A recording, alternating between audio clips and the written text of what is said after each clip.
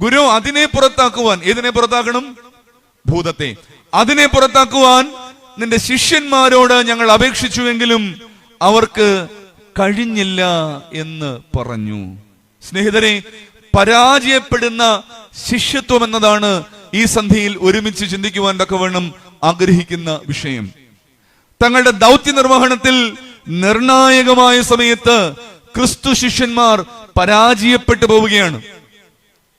ക്രിസ്തുവിന്റെ അസാന്നിധ്യത്തിൽ ക്രിസ്തുവിന്റെ ശക്തിയാൽ പ്രവർത്തിക്കുമെന്ന് ജനം വിചാരിച്ച ശിഷ്യ സമൂഹം എന്ത് ചെയ്യണമെന്നറിയാതെ വിഷണ്ണരായി നിൽക്കുന്ന സമയത്ത് പൊതുജനം ബഹുപുരുഷാരം ഈ ശിഷ്യത്വത്തെ കുറിച്ച് ക്രിസ്തുവിനോട് പറയുന്നു, ഗുരു അതിനെ പുറത്താക്കുവാൻ ഞങ്ങൾ അവരോട് ആവശ്യപ്പെട്ടു, പക്ഷേ അവർക്ക് കഴിഞ്ഞില്ല.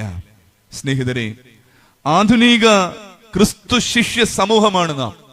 കർത്താവ് വിളിച്ചു വേർതിരിച്ച 12 പേരെ പോലെ ആധുനിക ലോകത്ത് വിളിച്ച് വേർതിരിക്കപ്പെട്ടവരാണ് നാം. പണ്ടുകാലത്ത് കേരളത്തിൽ ഒരു ചൊല്ലുണ്ടായിരുന്നു എന്ന് കേട്ടിട്ടുണ്ട്. ആ ചൊല്ലിങ്ങനെയായിരുന്നു: തൈലമൂലാദികൾ അശുദ്ധമായാൽ പൗലോസ് തൊട്ടാൽ ശുദ്ധമാകും. തൈലമൂലാദികൾ അശുദ്ധമായാൽ പൗലോസ് തൊട്ടാൽ ശുദ്ധമാകും. തൊടിയിലും തീണ്ടിലുമൊക്കെ ഉണ്ടായിരുന്ന ഒരു കാലത്ത്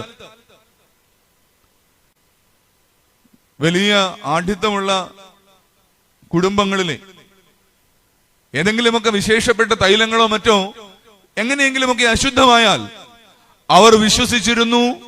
എന്ത് വിശ്വസിച്ചിരുന്നു?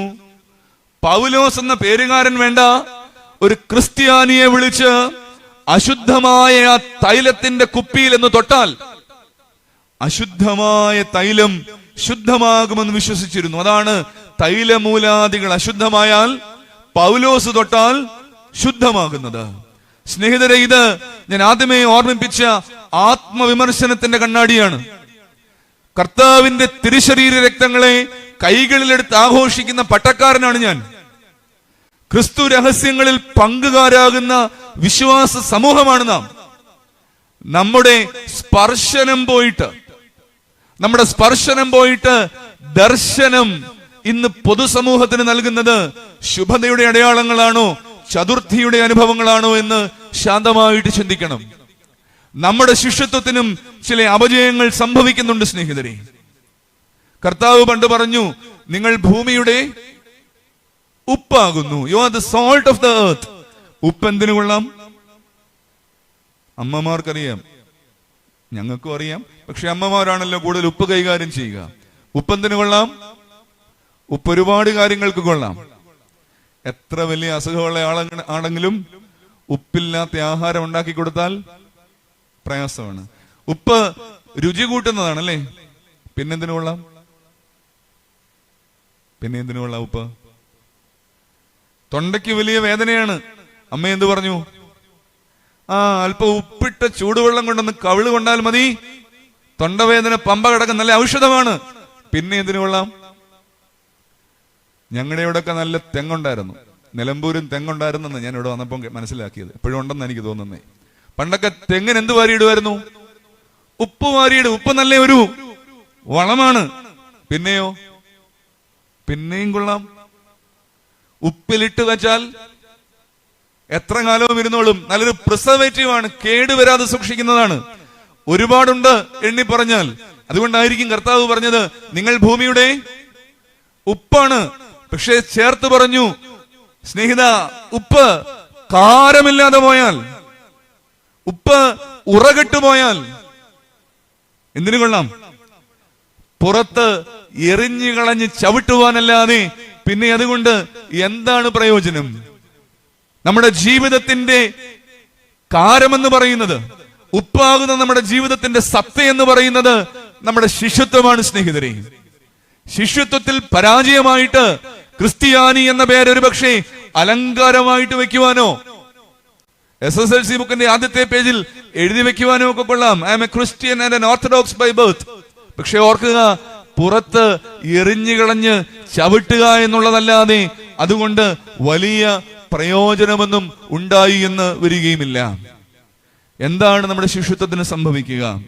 ഈ വേദഭാഗത്ത് പൂർണ്ണമായി നിന്നുകൊണ്ട് തന്നെ വിശുദ്ധ ലൂക്കോസിന്റെ സുവിശേഷം 9-ാം അധ്യായത്തിൽ പൂർണ്ണമായി നിന്നുകൊണ്ട് തന്നെ ശിഷ്യത്വം പരാജയപ്പെടുവാനുള്ള 2-3 കാരണങ്ങളെന്ന് അന്വേഷിച്ച് എന്റെ വാക്കുകളെ അവസാനിപ്പിക്കാൻ ആണ് ഞാൻ ദൈവത്തിൽ ശരണപ്പെടുന്നത്.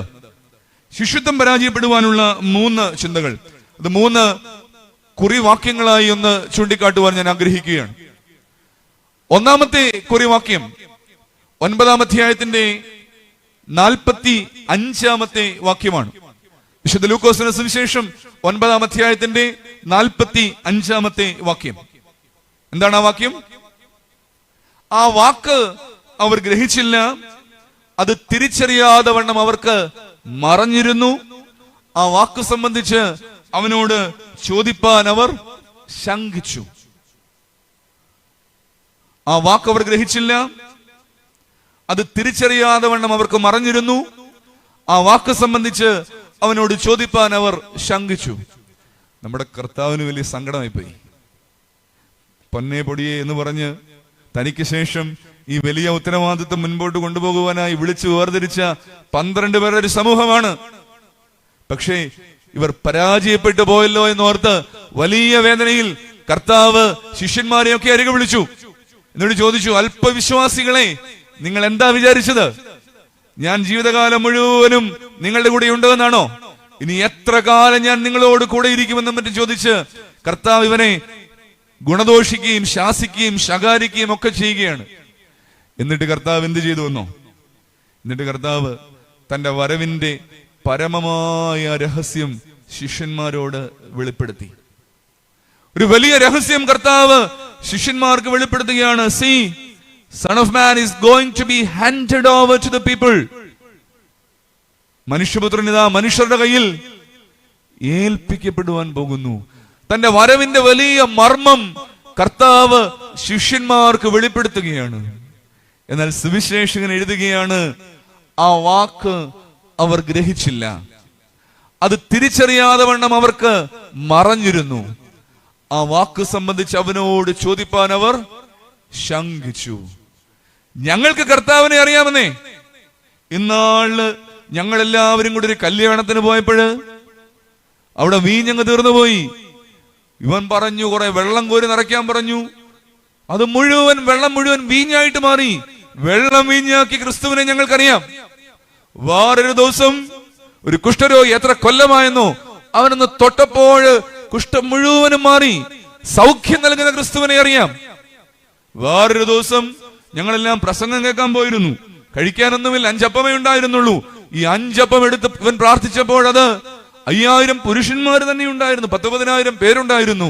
അത്രയും പേർക്ക് കഴിക്കുവാൻ അപ്പം നൽകുന്ന ക്രിസ്തുവിനെ ഞങ്ങൾക്കറിയാം. ക്രിസ്തുവിനെ ഞങ്ങൾക്കറിയാമെന്ന് അഭിമാനിക്കുന്ന ശിഷ്യ സമൂഹമാണ്. പക്ഷേ യഥാർത്ഥത്തിൽ ക്രിസ്തു ആരെന്ന് വെളിപ്പെടുത്തുമ്പോൾ എന്താണ് സംഭവിക്കുക? അവൻ ആരെന്ന് മനസ്സിലാക്കുവാൻ സാധിക്കാത്തവണ്ണം അവരുടെ ഹൃദയവും കാതുകളും അടയ്ക്കപ്പെട്ട ഒരു ശിഷ്യ സമൂഹമായി അവർ മാറി എന്നുള്ളതാണ് ശിഷ്യത്വം പരാജയപ്പെടുവാനുള്ള ഒന്നാമത്തെ കാരണം. ലളിതമായ വാക്കുകളിൽ പറഞ്ഞാൽ വികലമായ ദൈവസങ്കല്പമാണ് ശിഷ്യത്വത്തിന്റെ പരാജയത്തിന്റെ ഒന്നാമത്തെ കാരണം. വികലമായ ദൈവസങ്കല്പം. ഞങ്ങൾക്ക് അത്ഭുത പ്രവർത്തകനായ ക്രിസ്തുവിനെ അറിയാം, അപ്പം വർദ്ധിപ്പിക്കുന്ന, അടയാളം നൽകുന്ന, ഇങ്ങനെയൊക്കെയുള്ള ക്രിസ്തുവിനെ അറിയാം. എന്നാൽ യഥാർത്ഥത്തിൽ ക്രിസ്തു ആരെന്ന് വെളിപ്പെടുത്തുമ്പോൾ അത് മനസ്സിലാക്കുവാൻ കഴിയാതെ പോകുന്ന ശിഷ്യ സമൂഹം. സ്നേഹിതരെ, ശാന്തമായി ഒന്ന് ചിന്തിച്ചേ. ഇത് നമ്മെ കുറിച്ചല്ലേ പറയുന്നത്? ഇത് നമ്മെ കുറിച്ചല്ലേ പറയുന്നത് എന്ന് ചിന്തിക്കണം. നമുക്കും ക്രിസ്തുവിനെ അറിയാം. നമ്മുടെ ജീവിതത്തിലെ പല അനുഭവങ്ങളിലും നാം പറയും, ഒന്നുമില്ലായ്മയിൽ നിന്ന് വഴി നടത്തിയ ക്രിസ്തുവിനെ അറിയാം, തകർച്ചയിൽ നിന്ന് കരകയറ്റിയ ക്രിസ്തുവിനെ അറിയാം, ആവശ്യമായ ദാനങ്ങൾ നൽകിയ ക്രിസ്തുവിനെ അറിയാം, പരീക്ഷയ്ക്ക് നന്നായി മാർക്ക് തരുന്ന ക്രിസ്തുവിനെ അറിയാം. ഇങ്ങനെയുള്ള നൽകുന്ന, തരുന്ന ദാതാവായ ക്രിസ്തുവിനെയാണ് നമുക്കറിയാവുന്നത്. എന്നാൽ ശാന്തമായി ആലോചിക്കൂ, ഇതാണോ യഥാർത്ഥത്തിൽ നിന്റെ ജീവിതത്തിൽ ക്രിസ്തു? ഇതാണോ യഥാർത്ഥത്തിൽ നിന്റെ ജീവിതത്തിൽ ദൈവം? വിശുദ്ധ ലൂക്കോസിന്റെ സുവിശേഷം 12-ാം അധ്യായത്തിന്റെ 14-ാമത്തെ വാക്യം. അത് കർത്താവിന്റെ ഒരു ചോദ്യമാണ്. ആ ചോദ്യത്തിന് ഒരു ബാക്ക്ഗ്രൗണ്ട് ഉണ്ട്. ഒരിക്കൽ കർത്താവ് ഇങ്ങനെ നടന്നു പോകുമ്പോൾ പുരുഷാരത്തിൽ നിന്ന് ഒരു മനുഷ്യൻ വന്ന് കർത്താവിനോട് വളരെ ജെനുവിനായിട്ടുള്ളൊരു ആവശ്യം പറയുന്നുണ്ട്. അയാൾക്കൊരു പ്രശ്നമുണ്ട്. ആ പ്രശ്നമാണ് അയാൾ വന്ന് കർത്താവിനോട് പറയുക. പ്രശ്നം എന്തെന്നോ, കർത്താവേ, ഗുരുവേ, ഞാനും എൻ്റെ സഹോദരനുമായിട്ട് ചില സ്വത്ത് തർക്കങ്ങളൊക്കെ ഉണ്ട്, ചില സ്വത്തുമായിട്ട് ബന്ധപ്പെട്ട ഇഷ്യൂസ് ഉണ്ട്. ഗുരു, ഞാനുമായി അവകാശമൊന്ന് പകുതി ചെയ്യുവാൻ നീ എൻ്റെ സഹോദരനോടൊന്ന് കൽപ്പിച്ചാലുമെന്ന് പറഞ്ഞു. ആ മനുഷ്യന്റെ പ്രാർത്ഥന അതാണ്. ഞാനുമായി അവകാശം പകുതി ചെയ്യുവാൻ എൻ്റെ സഹോദരനോട് കൽപ്പിച്ചാലുമെന്ന് പറഞ്ഞു. കർത്താവിന്റെ മറുപടിയാണ് 12-ാം അധ്യായത്തിന്റെ 14-ാമത്തെ വാക്യം. കർത്താവ് അയാളോട് ചോദിക്കുകയാണ്, ഹേ മനുഷ്യ, എന്നെ നിങ്ങൾക്ക് ന്യായകർത്താവും പങ്കിടുന്നവനും ആക്കിയത് ആര് എന്ന് ചോദിച്ചു. നിന്നോട് ആര് പറഞ്ഞു, മനുഷ്യ, നിന്റെ സ്വത്ത് പ്രശ്നത്തിൽ പരിഹാരം കണ്ടെത്തേണ്ട, സ്വത്ത് വീതം വെച്ച് തരേണ്ട ന്യായകർത്താവാണ്, പങ്കിടലുകാരനാണ് ഞാനെന്ന് ആര് നിന്നെ ഉപദേശിച്ചു എന്ന് പറഞ്ഞ് കർത്താവ് അയാളെ ശാസിക്കുകയും ശകാരിക്കുകയുമാണ് ചെയ്യുന്നത്. എന്റെ ദൈവസങ്കല്പവും ഇന്ന് ഏതാണ്ട് ഇതിന് തുല്യമാണ്. പണ്ടൊക്കെ ഈ റോഡിന്റെ വക്കില് തത്തയും കൊണ്ടിരിക്കുന്ന ഒരാളുണ്ടായിരുന്നു, അല്ലേ? ഒരു മനുഷ്യൻ, ഒരു തത്ത, ഒരു കൂടിനകത്തൊരു തത്ത കാണും. കുറച്ച് കാർഡുകളൊക്കെ മുൻപിൽ ഇങ്ങനെ വെച്ചിട്ടുണ്ടാവും.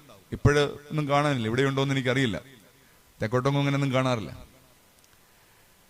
നമ്മൾ ആരെങ്കിലും അയാളുടെ അടുത്ത് ചെന്നാൽ അയാൾ എന്ത് ചെയ്യും?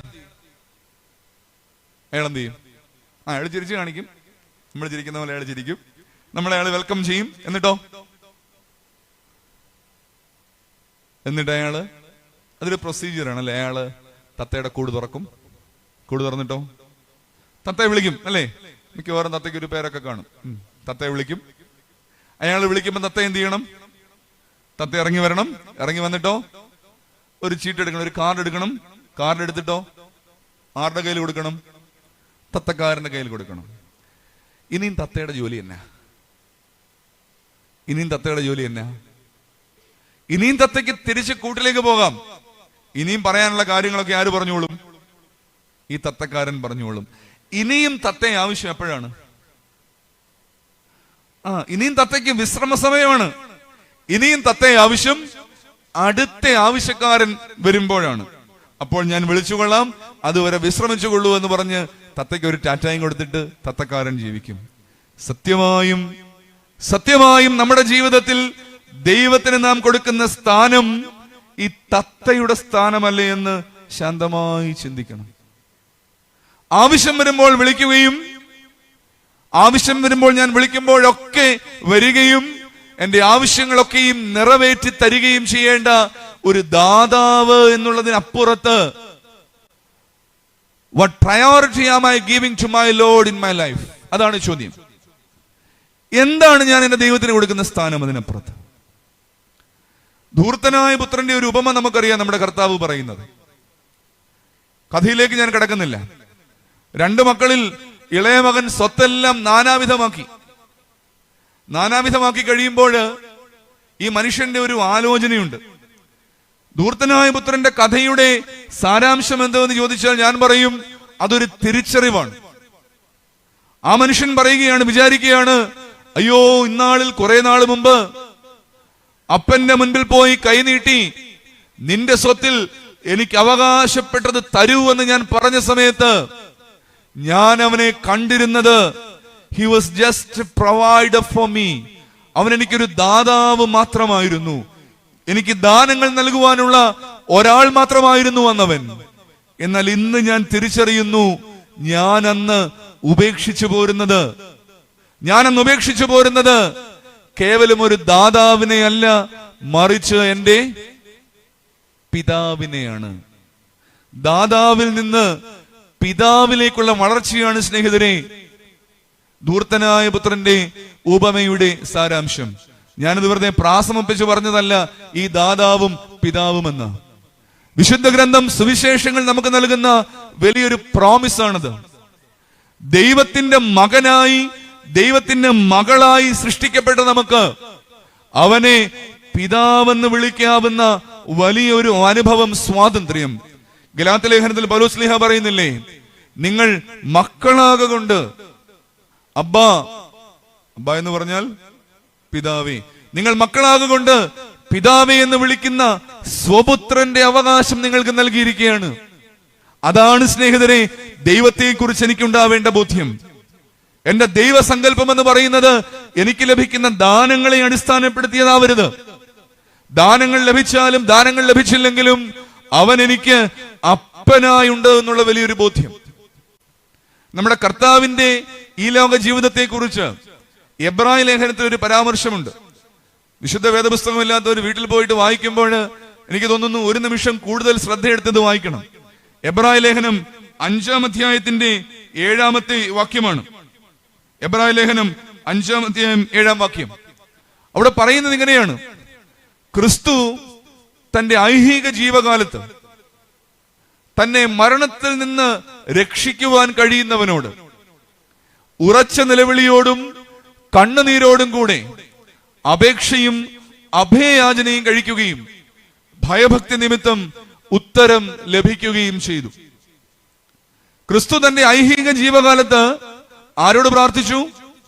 തന്നെ മരണത്തിൽ നിന്ന് രക്ഷിക്കുവാൻ കഴിയുന്നവനോട് പ്രാർത്ഥിച്ചു. നമുക്കറിയാം ആ പ്രാർത്ഥന. ഗെത്സമന തോട്ടത്തിൽ പോയിട്ട് പറഞ്ഞു, പിതാവേ, കഴിയുമെങ്കിൽ ഈ പാനപാത്രം എന്നിൽ നിന്ന് നീക്കണമേ എന്ന് പ്രാർത്ഥിച്ചു. മരണത്തിൽ നിന്ന് രക്ഷിക്കുവാൻ കഴിയുന്നവനോട് ക്രിസ്തു പ്രാർത്ഥിച്ചു. ലേഖനകർത്താവ് പറയുകയാണ്, ഭയഭക്തി നിമിത്തം അവന് ഉത്തരം ലഭിക്കുകയും ചെയ്തു. അത് തെറ്റല്ലേ? ഒന്ന് ആലോചിച്ചു നോക്കി. മരണത്തിൽ നിന്ന് രക്ഷിക്കുവാൻ കഴിയുന്നവനോടാണ് പ്രാർത്ഥിച്ചത്.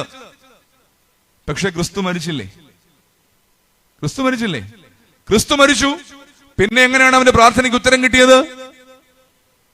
നമ്മുടെ ആത്മീയ ജീവിതത്തിന്റെയും അടിത്തറ എവിടെയാകണം സ്നേഹിതരെ? മരണത്തിൽ നിന്ന് രക്ഷിക്കുവാൻ കഴിയുന്നവനോട് പ്രാർത്ഥിച്ചു. എന്നാൽ ക്രിസ്തു മരിക്കാതെ ഇരുന്നതിലൂടെ അല്ല അവന്റെ പ്രാർത്ഥനയ്ക്ക് ഉത്തരം കിട്ടിയത്. നമ്മുടെ ദൈവസങ്കല്പങ്ങൾ ഇന്ന് പലപ്പോഴും നാം ചോദിക്കുന്നു, എനിക്ക് ലഭിക്കുന്ന ദാനങ്ങളെ അടിസ്ഥാനപ്പെടുത്തിയതാണ്. ക്രിസ്തുവിന്റെ പ്രാർത്ഥനയ്ക്ക് ഉത്തരം കിട്ടുന്നത് അവൻ മരിക്കാതെ ഇരുന്നതിലൂടെ അല്ല, പിന്നെയോ മരണത്തെ പോലും ജയിച്ചതിലൂടെയാണ്. താൻ മരിക്കാതിരുന്നില്ല, പിന്നെയോ മരണത്തെ പോലും ജയിക്കുകയാണ്. നമ്മുടെ ക്രിസ്തീയ ജീവിതത്തിലും ഉണ്ടാകേണ്ട വലിയൊരു ആശ്വാസമാകണം ഇത്. പലപ്പോഴും പ്രതിസന്ധികളും പ്രയാസങ്ങളും ഒക്കെ വരുമ്പോൾ ദൈവം കൈവിട്ടല്ലോ എന്നൊക്കെ ഓർത്താണ് പലപ്പോഴും ദൈവത്തെ വിളിക്കാതിരിക്കുക പലരും. ഈ അടുത്തൊരു ദിവസം ഒരു വീടിന് കല്ലിടാൻ പോയി കറുത്ത കുപ്പായൊക്കെ ഇട്ട് പ്രാർത്ഥിക്കാൻ ഇങ്ങനെ തുടങ്ങിയ സമയത്ത് അങ്ങേ മൂലയ്ക്ക് ഒരു വാഴയില വെച്ചിരിക്കുക. ഒരു വാഴയിലയും ഒരു ബ്രാൻഡി കുപ്പി തുറന്നു വെച്ചിട്ടുണ്ട് അതിനകത്ത്. ഞാൻ ചോദിച്ചു, ഇതെന്താണ്? അത് ഇന്നയാള് പറഞ്ഞിട്ടുണ്ട്, സമയം നോക്കിയപ്പം പറഞ്ഞു കല്ലിടുന്ന സമയത്ത് അങ്ങനെ ഒരു സാധനം അവിടെ തുറന്നു വെക്കണമെന്ന്. ക്രിസ്തുവിൽ നിന്ന് വരുന്നതൊക്കെ അങ്ങനെ പോരട്ടെ, അല്ല വേറെ എവിടെ നിന്നെങ്കിലും വരുന്നെങ്കിൽ അത് അങ്ങനെയും പോരട്ടെ എന്നൊക്കെയും വിചാരിച്ച് ലഭിക്കുന്ന ദാനങ്ങളെ അടിസ്ഥാനപ്പെടുത്തിയ ആത്മീയതയിൽ ജീവിക്കുന്നിടത്താണ് ക്രിസ്തുവിന്റെ പ്രാർത്ഥനയും അതിന്റെ ഉത്തരങ്ങളെയും ധ്യാനിക്കേണ്ടത്. വലിയ വാഗ്ദാനമായി മുൻപിൽ നിൽക്കുകയാണ്. മരിക്കാതെ ഇരുന്നതിലൂടെ അല്ല, മരണത്തെ ജയിച്ചതിലൂടെ അവന്റെ പ്രാർത്ഥനയ്ക്ക് ഉത്തരം കിട്ടിയതുപോലെ എനിക്ക് ലഭിക്കുന്ന ദാനങ്ങളെ അടിസ്ഥാനപ്പെടുത്തിയല്ല, പിന്നെയോ അവൻ എനിക്ക് പിതാവായിട്ടുണ്ട് എന്നുള്ള ബോധ്യത്തിൽ, ആ വലിയ ആശ്വാസത്തിൽ നമ്മുടെ ആത്മീയതയെ ഉയർത്തിപ്പിടിക്കുവാൻ തക്കവണ്ണം സാധിക്കണം സ്നേഹിതരെ. വികലമായ ദൈവസങ്കല്പത്തിൽ ജീവിക്കാതെ ശിഷ്യന്മാർക്ക് പലതരത്തിലുള്ള ക്രിസ്തുവിനെ അറിയാം, യഥാർത്ഥ ക്രിസ്തുവിനെ മനസ്സിലാകാതിരുന്നത് പോലെ നമ്മുടെ ജീവിതത്തിലും അത്തരം വൈകല്യങ്ങളുണ്ടെങ്കിൽ, നമ്മുടെ മനസ്സിലാക്കലുകൾക്ക് വൈകല്യങ്ങളുണ്ടെങ്കിൽ അതിനെ ഒന്ന് പരിഷ്കരിക്കുവാൻ തക്കവണ്ണം നമ്മുടെ കർത്താവ് തന്നെ ശിഷ്യന്മാരോട് ചോദിക്കുന്നുണ്ടല്ലോ, ജനങ്ങൾ എന്നെ ആരെന്ന് പറയുന്നു? അടുത്ത ചോദ്യം അതാണ്, what do you think of me? നിങ്ങൾ എന്നെ ആരെന്ന് പറയുന്നു? ആ ചോദ്യം നമ്മോട് ചോദിക്കുമ്പോൾ പറയേണ്ട ഉത്തരം, നീ എന്റെ അപ്പനാണ് എന്ന ഉത്തരം, ഞാൻ നിന്റെ മകനോ മകളോ ആണ് എന്നുള്ള ഉത്തരം. ആ ഉറപ്പിലാണ് നമ്മുടെ ജീവിതം, ആ ഉറപ്പിലാണ് ജീവിതം കെട്ടിപ്പടുക്കേണ്ടത്. ദാനങ്ങൾ ലഭിക്കുന്നതോ ലഭിക്കാതിരിക്കുന്നതോ അല്ല, മറിച്ച് എന്റെ വലിയ ആശ്വാസം നീ എനിക്ക് അപ്പനായിട്ടുള്ളതാണെന്നുള്ള ബോധ്യത്തിൽ നമ്മുടെ ജീവിതാനുഭവങ്ങളെ ഒന്ന് പരുവപ്പെടുത്തുവാൻ, ക്രമപ്പെടുത്തുവാൻ ഒക്കെ വേണം നമുക്ക് സാധിക്കണം. സ്നേഹിതരെ, ഞാൻ ഈ ദിവസങ്ങളിലൊക്കെ പോകുന്നയിടത്ത് പറയുന്ന ഒരു സംഭവമുണ്ട്. കുറച്ചു നാളുകൾക്ക് മുൻപ് ഒരു ശവസംസ്കാര ശുശ്രൂഷയിൽ ഞാൻ പങ്കെടുത്തു. ആ ശവസംസ്കാര ശുശ്രൂഷ ഒരു കുഞ്ഞിൻ്റെതായിരുന്നു. എൻ്റെ മകനോടൊപ്പം സ്കൂളിൽ പഠിക്കുന്ന ഒരു കുഞ്ഞിൻ്റെതാണ്. 10 വയസ്സ് പ്രായമുള്ള ഒരു കുഞ്ഞിന്റെ സംസ്കാര ശുശ്രൂഷയിലാണ്. അപ്പനും അമ്മയ്ക്കും ഒറ്റ മകനാണ്. ഈ ഒറ്റ മകന് ചെറുപ്പം മുതലേ കുഞ്ഞുങ്ങളൊക്കെ ഈ കാലുവേദന എന്നൊക്കെ പറയുമ്പോൾ നമ്മൾ പലപ്പോഴും പറയാറുണ്ട്, വളരുന്നതിൻ്റെയാണെന്ന് പറഞ്ഞ് അതിനെ ഇങ്ങനെ തള്ളിക്കളയും. ഈ മകനും കാലുവേദന ഇങ്ങനെ പറയുമായിരുന്നു. പിന്നീടാണ് പരിശോധനയിൽ മനസ്സിലായത് അവന് ക്യാൻസറാണ്. അവന് ബോൺ ക്യാൻസർ ബാധിച്ചു. രോഗനിർണയം നടത്തി അധികം നാളൊന്നും ജീവിച്ചിരുന്നില്ല. വളരെ പെട്ടെന്ന് അവൻ മരിച്ചുപോയി. വല്ലാത്തൊരു സാഹചര്യമാണ് ആ വീട്ടിൽ. ശുശ്രൂഷയ്ക്ക് വീട്ടിലാണ് പോയത്. അവിടെ ചെന്ന് പ്രാർത്ഥന കഴിഞ്ഞപ്പോൾ അവിടുത്തെ വികാരിയച്ഛൻ പറഞ്ഞു, അച്ഛാ ഒരു 2 വാക്ക് പറഞ്ഞാട്ടെ എന്ന് പറഞ്ഞു. എന്തനുശോചനം പറയാനാണ് അങ്ങനെ ഒരു വീട്ടിൽ പോയിട്ട്? ഒന്നും പറയാനില്ലാത്ത അവസ്ഥയാണ്. ആവുന്നത് ഈ അച്ഛനോട് പറഞ്ഞു, അച്ഛാ അങ്ങ് ഒഴിവാക്ക്, എന്താണ് പറയേണ്ടത്? പക്ഷെ നിർബന്ധത്തിന് വഴങ്ങി അവസാനം പറയുവാൻ തക്കവണ്ണം മൈക്ക് കയ്യിലെടുത്തു. ഇത് തന്നെ പറഞ്ഞു, എന്താണ് ഈ വീട്ടിൽ പറയേണ്ടത് എന്ന് എനിക്കറിയില്ല. അവസാനം ദൈവം തോന്നിച്ചത് എന്ന് ഞാൻ അന്നും ഇന്നും എപ്പോഴും വിശ്വസിക്കുന്ന 1-2 വാചകങ്ങളാണ് ഞാൻ അവിടെ പറഞ്ഞത്. ഇങ്ങനെയാണ്: ദൈവമേ, എന്റെ ജീവിതത്തിൽ എനിക്ക് കുറെ അധികം ആഗ്രഹങ്ങളുണ്ട്. ആ ആഗ്രഹങ്ങളിലൊക്കെ നന്മകളാണ് എന്നാണ് എന്റെ വിചാരം. ആ നന്മകൾ തരുന്ന ഒരു ദൈവമായിട്ട് നിന്നെ കാണാതെ, ഞാൻ ആഗ്രഹിക്കുന്ന നന്മകൾ തരുന്ന ഒരു ദൈവമായിട്ട് നിന്നെ കാണാതെ, ദൈവമേ, നീ എന്താണോ എന്റെ ജീവിതത്തിൽ തരുന്നത് അതിനെ നന്മയായിട്ട് കാണുവാൻ ഞങ്ങളെ ഒന്ന് അനുവദിക്കണമേ എന്ന് നമുക്ക് പ്രാർത്ഥിക്കാമെന്ന് പറഞ്ഞ് ഞാൻ എൻ്റെ വാക്കുകൾ അവസാനിപ്പിക്കുകയായിരുന്നു. നമ്മുടെ ജീവിതത്തിൽ സ്നേഹിതരെ, നമ്മുടെ ആഗ്രഹങ്ങളോ നമ്മുടെ നന്മകളോ ഒക്കെ തരുന്ന ഒരു ദൈവമായിട്ട് കണ്ട് അവനെ നിസ്സാരമാക്കി കളയാതെ, നീ എന്താണോ എന്റെ ജീവിതത്തിൽ നൽകുന്നത് അതിനെ നന്മയായിട്ട് കാണുവാനും, എന്റെ അപ്പൻ എനിക്ക്, നമ്മൾ പാടാറുണ്ട്, ദോഷമായിട്ടൊന്നും എന്നോട് എന്റെ താതൻ ചെയ്യുകയില്ല, എന്റെ അപ്പൻ എന്നോട് ദോഷമായി ഒന്നും ചെയ്യില്ല എന്ന ബോധ്യത്തിൽ അത്തരം അനുഭവങ്ങളെ മനസ്സിലാക്കുവാനും തക്കവണ്ണം നമുക്ക് സാധ്യമാകേണ്ടിയിരിക്കുന്നു എന്നൊരു വലിയ പാഠവും കൂടെ ഈ ചിന്തയോട് ചേർത്ത് വായിക്കണം. ഞാൻ 1-ാമത്തെ ആ കുറിപ്പ് അവിടെ അവസാനിപ്പിക്കുകയാണ്. അതിനെ പുറത്താക്കുവാൻ ശിഷ്യന്മാരോട് ഞങ്ങൾ ആവശ്യപ്പെട്ടുവെങ്കിലും അവർക്ക് കഴിഞ്ഞില്ല എന്ന് പറഞ്ഞ് ഗുരുവിന്റെ പക്കൽ പരാതിപ്പെടുന്ന ഒരപ്പനുണ്ട്. ശിഷ്യത്വത്തിന്റെ പരാജയത്തിന്റെ 1-ാമത്തെ കാരണമാണ് നാം കണ്ടത്. ക്രിസ്തു ആരെന്ന് യഥാർത്ഥത്തിൽ മനസ്സിലാക്കാൻ സാധിക്കാതെ പോകുന്ന, ആ വാക്ക് ഗ്രഹിക്കാതെ അത് സംബന്ധിച്ച് അവനോട് ചോദിക്കാതെ വിഷണ്ണരായി പോകുന്ന ശിഷ്യ സമൂഹമാണ്. നമ്മുടെ ജീവിതത്തിലും വികലമായ ദൈവസങ്കല്പങ്ങളിൽ ജീവിക്കാതെ അവൻ എൻ്റെ അപ്പനാണെന്ന വിശാലമായ ദൈവസങ്കല്പത്തിലേക്ക് നമ്മുടെ ജീവിതാനുഭവങ്ങളെ പരിഷ്കരിക്കുവാൻ തക്കവണ്ണം 1-ാമത്തെ കുറിപ്പ് നമ്മോട് ആവശ്യപ്പെടുന്നുണ്ട്.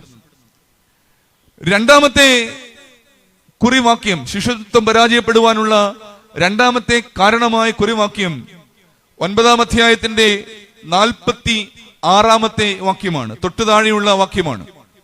വാക്യം ഇങ്ങനെയാണ് പറയുക: അപ്പോൾ അവരിൽ വെച്ച് ആർ വലിയവൻ എന്നൊരു വാദം അവരുടെ ഇടയിൽ നടന്നു. അവരുടെ ഇടയിൽ ആർ വലിയവൻ എന്നൊരു വാദം നടന്നു. കർത്താവിന് വലിയ സങ്കടമൊക്കെ ആയി. കർത്താവ് സങ്കടമൊക്കെ പെട്ടിട്ട് ഈ കാര്യങ്ങളൊക്കെ ശിഷ്യന്മാരോട് പറയുകയാണ്. മനുഷ്യപുത്രൻ ഇതാ മനുഷ്യരുടെ കയ്യിൽ ഏൽപ്പിക്കുവാൻ പോകുന്നു. ഇത്തരം കാര്യങ്ങളൊക്കെയാണ് കർത്താവ് പറയുക. പക്ഷേ ശിഷ്യന്മാരുടെ ശ്രദ്ധ എന്തിലായിരുന്നുവെന്നാണ് സുവിശേഷകൻ അവിടെ വരച്ചിടുക. ശിഷ്യന്മാര് മനസ്സിലാക്കുകയാണ്, ഇവൻ രാജാവാകാൻ വന്നവനാണ്. ഇവൻ വലിയ രാജാവാകുമ്പോൾ എല്ലാം കളഞ്ഞിട്ട് ഞങ്ങൾ ഇവന്റെ കൂടെ കൂടിയതല്ലേ. ഇവൻ രാജാവാകുമ്പോൾ ഏറ്റവും മിനിമം ഞങ്ങൾ ആരാവും? ഞങ്ങള് മന്ത്രിമാരെങ്കിലും ആവും. ഞങ്ങൾ ഇത്രയും പേര് മന്ത്രിമാരാകുമ്പോൾ പ്രധാന സ്ഥാനം നമ്മൾ അലങ്കരിക്കുന്നത് ആരാകുമെന്നുള്ളതാണ് ശിഷ്യന്മാരുടെ തർക്ക വിഷയം. ഓരോരുത്തർക്കും അവരവരുടേതായ കാരണങ്ങളുണ്ട് താനാണ് വലിയവനെന്ന് വിചാരിക്കുവാൻ. ഒരാൾ വിചാരിച്ചു കാണും, വേദപുസ്തകത്തിലൊന്നുമില്ല കേട്ടോ, ഞാനങ്ങ് പറയുകയാണ്. ഒരാൾ വിചാരിച്ചു കാണും, എടാ 12 പേരുണ്ടെങ്കിലും ഏറ്റവും പ്രായം കൂടി ആർക്കാണ്? എനിക്കാണ്. പ്രായമുള്ളവനാണ് പ്രധാനി, ഞാനാണ് വലുത്. ചേട്ടായി കൂടുതൽ വർത്താനം ഒന്നും പറയണ്ട. പ്രായം കൂടുതലാണെങ്കിലും ആദ്യം കർത്താവിന്റെ അടുക്കൽ വന്നത് ആരാണ്? ഞാനാണ്. ആരാണ്? അന്ത്രയോസ് ആണ്. പക്ഷെ കർത്താവ് ഏറ്റവും കൂടുതൽ സ്നേഹിച്ചത് ആരെയാണ്? എന്നെയാണ്, യോഹന്നാനെയാണ്, അല്ലേ? അപ്പൊ നഥനയേൽ പറയുകയാണ്, പക്ഷെ നിങ്ങളെ കുറിച്ച് ആരോടും പറയാത്ത ചില കാര്യങ്ങൾ എന്നെ കുറിച്ച് പറഞ്ഞു. എന്ത്? സാക്ഷാൽ ഇസ്രായേലിൻ കപടമില്ലാത്തവൻ. പക്ഷെ പണസഞ്ചി ആരെ മാത്രമേ ഏൽപ്പിച്ചുള്ളൂ? വിശ്വസിച്ച് ഏൽപ്പിച്ചത് യൂദയായ എന്നെ മാത്രമാണ്. ഓരോരുത്തർക്കും തങ്ങളാണ് വലിയത് എന്ന് വിചാരിക്കുവാനുള്ള കാരണങ്ങളാണ് അവിടെ. ശിഷ്യന്മാർ തമ്മിൽ തർക്കിക്കുകയാണ്, who is greatest among us? എനിക്ക് തോന്നുന്നു ആധുനിക ക്രൈസ്തവ സമൂഹം നേരിടുന്ന പ്രധാന വെല്ലുവിളികളിൽ, ശിഷ്യത്വത്തിന്റെ അപജയ വഴികളിലെ പ്രധാന വെല്ലുവിളികളിൽ ഒന്ന് ഇത് തന്നെയാണ്. പരാജയത്തിന് രണ്ടാമത്തെ കാരണം തങ്ങളിൽ ആരാണ് വലിയവനെന്ന മൂഢചിന്തയാണ്. തങ്ങളിൽ ആരാണ് വലിയവനെന്ന് അന്ന് ശിഷ്യന്മാരും ഇന്ന് ഞാനും നിങ്ങളും ഒക്കെ തർക്കിക്കുകയാണ്. നമ്മുടെ ദൈനംദിന ജീവിതത്തിൽ, സഭാജീവിതത്തിൽ, കുടുംബജീവിതത്തിൽ വലിയവനാര് എന്ന മൂഢചിന്ത ശിഷ്യത്വത്തെ പിറകിലേക്ക് വലിക്കുന്നു എന്ന യാഥാർത്ഥ്യം നാം മറന്നുപോകരുത് സ്നേഹിതരെ. ഫിലിപ്പി ലേഖനം 2-ാം അധ്യായം 5-ാം വാക്യം പ്രസിദ്ധമാണ്. വേദശാസ്ത്ര പഠന വഴികളിലും അല്ലാതെയും ഒക്കെ നാം ധാരാളം വായിക്കുകയും ധ്യാനിക്കുകയും ചെയ്തിട്ടുള്ള വരിയാണ്.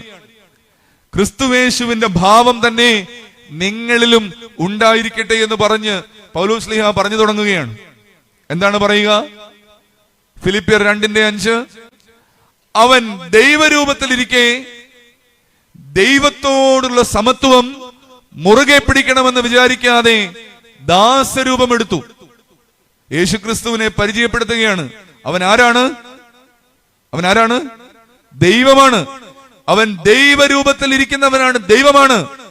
എന്നാൽ അങ്ങനെ ഇരിക്കുമ്പോൾ തന്നെ ദൈവത്തോടുള്ള സമത്വം മുറുകെ പിടിക്കണമെന്ന് വിചാരിക്കാതെ അവനൊരു ദാസന്റെ രൂപമെടുത്തു.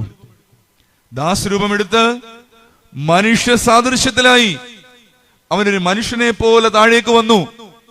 അല്ല, അവനൊരു മനുഷ്യനായി താഴേക്ക് വന്നു. പോലെയല്ല, അവനൊരു മനുഷ്യനായി വന്നു. തന്നെത്താൻ താഴ്ത്തി.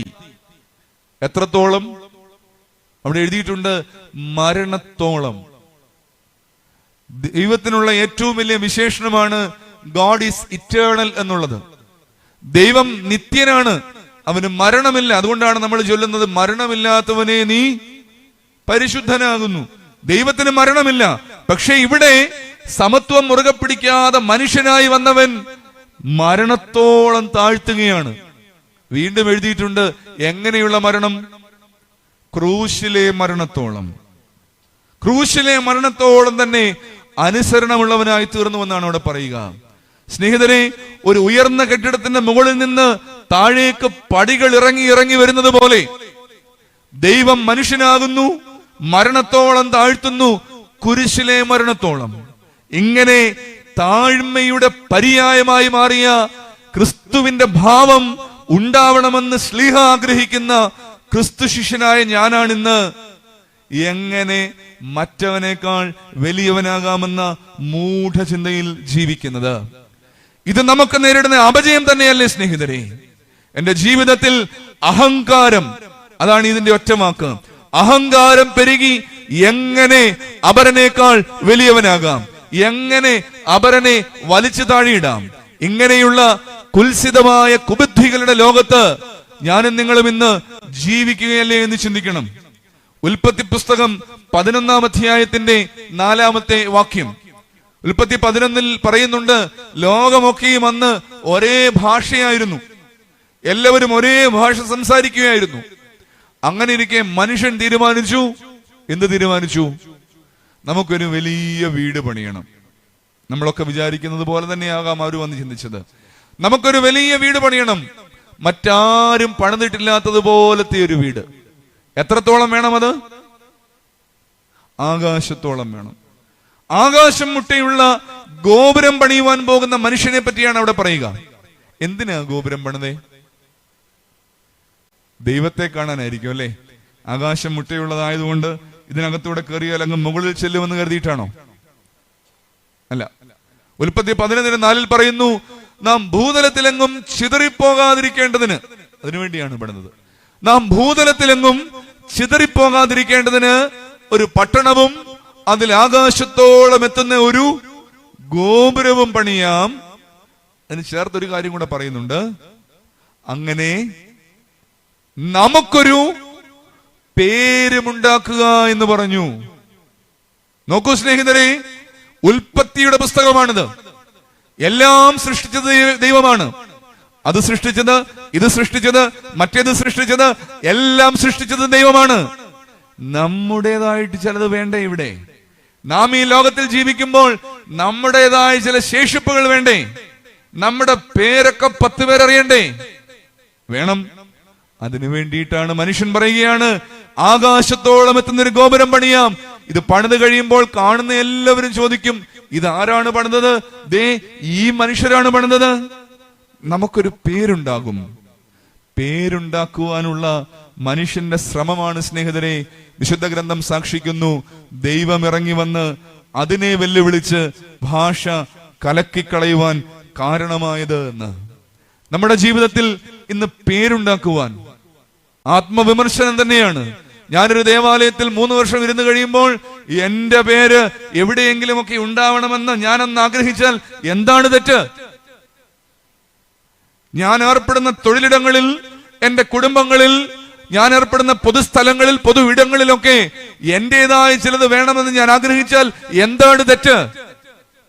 ഒരു തെറ്റുമില്ല സ്നേഹിതരെ. പക്ഷെ ആ തെറ്റിനോടൊപ്പം മറ്റ് പലതിനേക്കാളും ഉയരേറുവാൻ ഞാൻ ശ്രമിക്കുമ്പോൾ അത് തെറ്റായി മാറുന്നുവെന്ന് വിശുദ്ധ ഗ്രന്ഥം നമ്മെ പഠിപ്പിക്കുന്നുണ്ട്. കഴിഞ്ഞ നൂറ്റാണ്ടിൽ, 20-ാം നൂറ്റാണ്ടിൽ ലോകത്ത് നടന്ന 2 പ്രധാനപ്പെട്ട സംഭവങ്ങൾ ഉണ്ടായിരുന്നു. പ്രിയപ്പെട്ട ബോബി ജോസ് അച്ഛൻ തന്റെ പുസ്തകത്തിൽ അതിനെപ്പറ്റി ഒരു പഠനം നടത്തുന്നുണ്ട്. കഴിഞ്ഞ നൂറ്റാണ്ടിൽ ലോകത്ത് നടന്ന 2 പ്രധാനപ്പെട്ട സംഭവങ്ങൾ.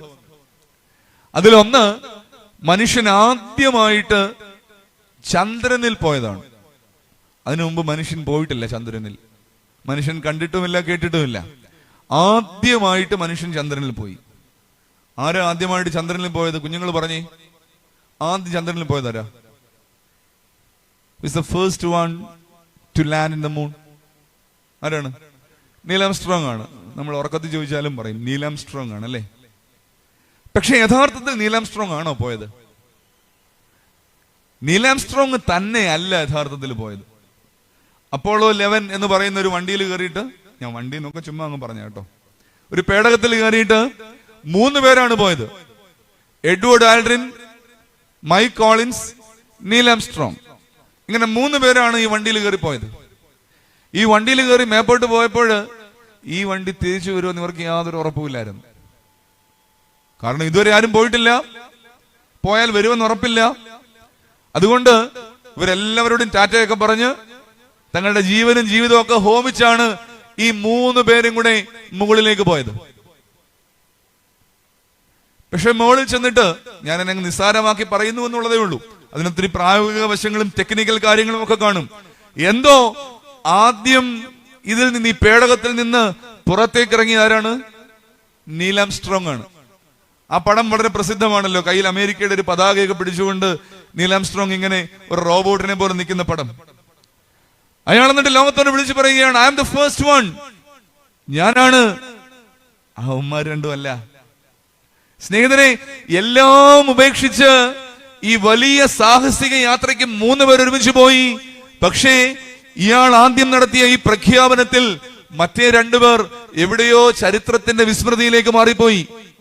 നാം ആരും എന്ന് ഓർക്കാറുകൂടെയില്ല അങ്ങനെ 2 പേര് കൂടെ ആ വണ്ടിയിൽ ഉണ്ടായിരുന്നു എന്നുള്ളത്. ഇതാണ് ഒന്നാമത്തെ സംഭവം. രണ്ടാമത്തെ ഒരു സംഭവമുണ്ട്. അതും ഇതുപോലെ മനുഷ്യന് മുൻപ് ചെയ്തിട്ടില്ലാത്തൊരു കാര്യമായിരുന്നു. എന്താണത്? ആദ്യമായി മനുഷ്യൻ മൗണ്ട് എവറസ്റ്റ് കീഴടക്കി. ആരാ മൗണ്ട് എവറസ്റ്റ് കീഴടക്കിയത്? അയ്യോ, ആരായിരുന്നു? ടെൻസിങ്ങും ഹിലാരിയും. ടെൻസിങ്ങും ഹിലാരിയുമായിരുന്നു. ഇതിൽ ഹിലാരി എന്ന് പറയുന്ന ആള് ഒരു ന്യൂസിലൻഡുകാരനാണ്. ടെൻസിംഗ് എന്ന് പറയുന്ന ആളൊരു നേപ്പാളിയാണ്. രണ്ടുപേരും പർവ്വതാരോഹകരാണ്. അതാണ് രണ്ടാമത്തെ കാര്യം. ഇതും ഒരു സംഘമാണ് യഥാർത്ഥത്തിൽ യാത്ര തുടങ്ങിയത്. അതിനു മുൻപ് ആരും പോയിട്ടില്ല. ഈ സംഘം മുകളിലേക്ക് പോയി. ഒരുപാട് പേര് വഴിയിൽ വെച്ച് അവരൊത്തിരി ക്രമീകരണങ്ങളൊക്കെ ചെയ്തിരുന്നു. പക്ഷേ ഒരുപാട് പേര് വഴിയിൽ വെച്ച് യാത്രയെ അവസാനിപ്പിച്ചു. അവസാനം ഈ രണ്ടുപേരാണ് മുകളിൽ ചെന്നത്. മുകളിൽ ചെന്നിട്ടോ ഇവരുടെ യാത്രയിലും ഒരാൾ മുന്നിലും ഒരാൾ പിറകിലുമായിരുന്നു. രണ്ടുപേരോട് ഒരുമിച്ചല്ല പോയത്. ഒരാൾ മുന്നിലും ഒരാൾ പിറകിലുമായിരുന്നു പോയത്.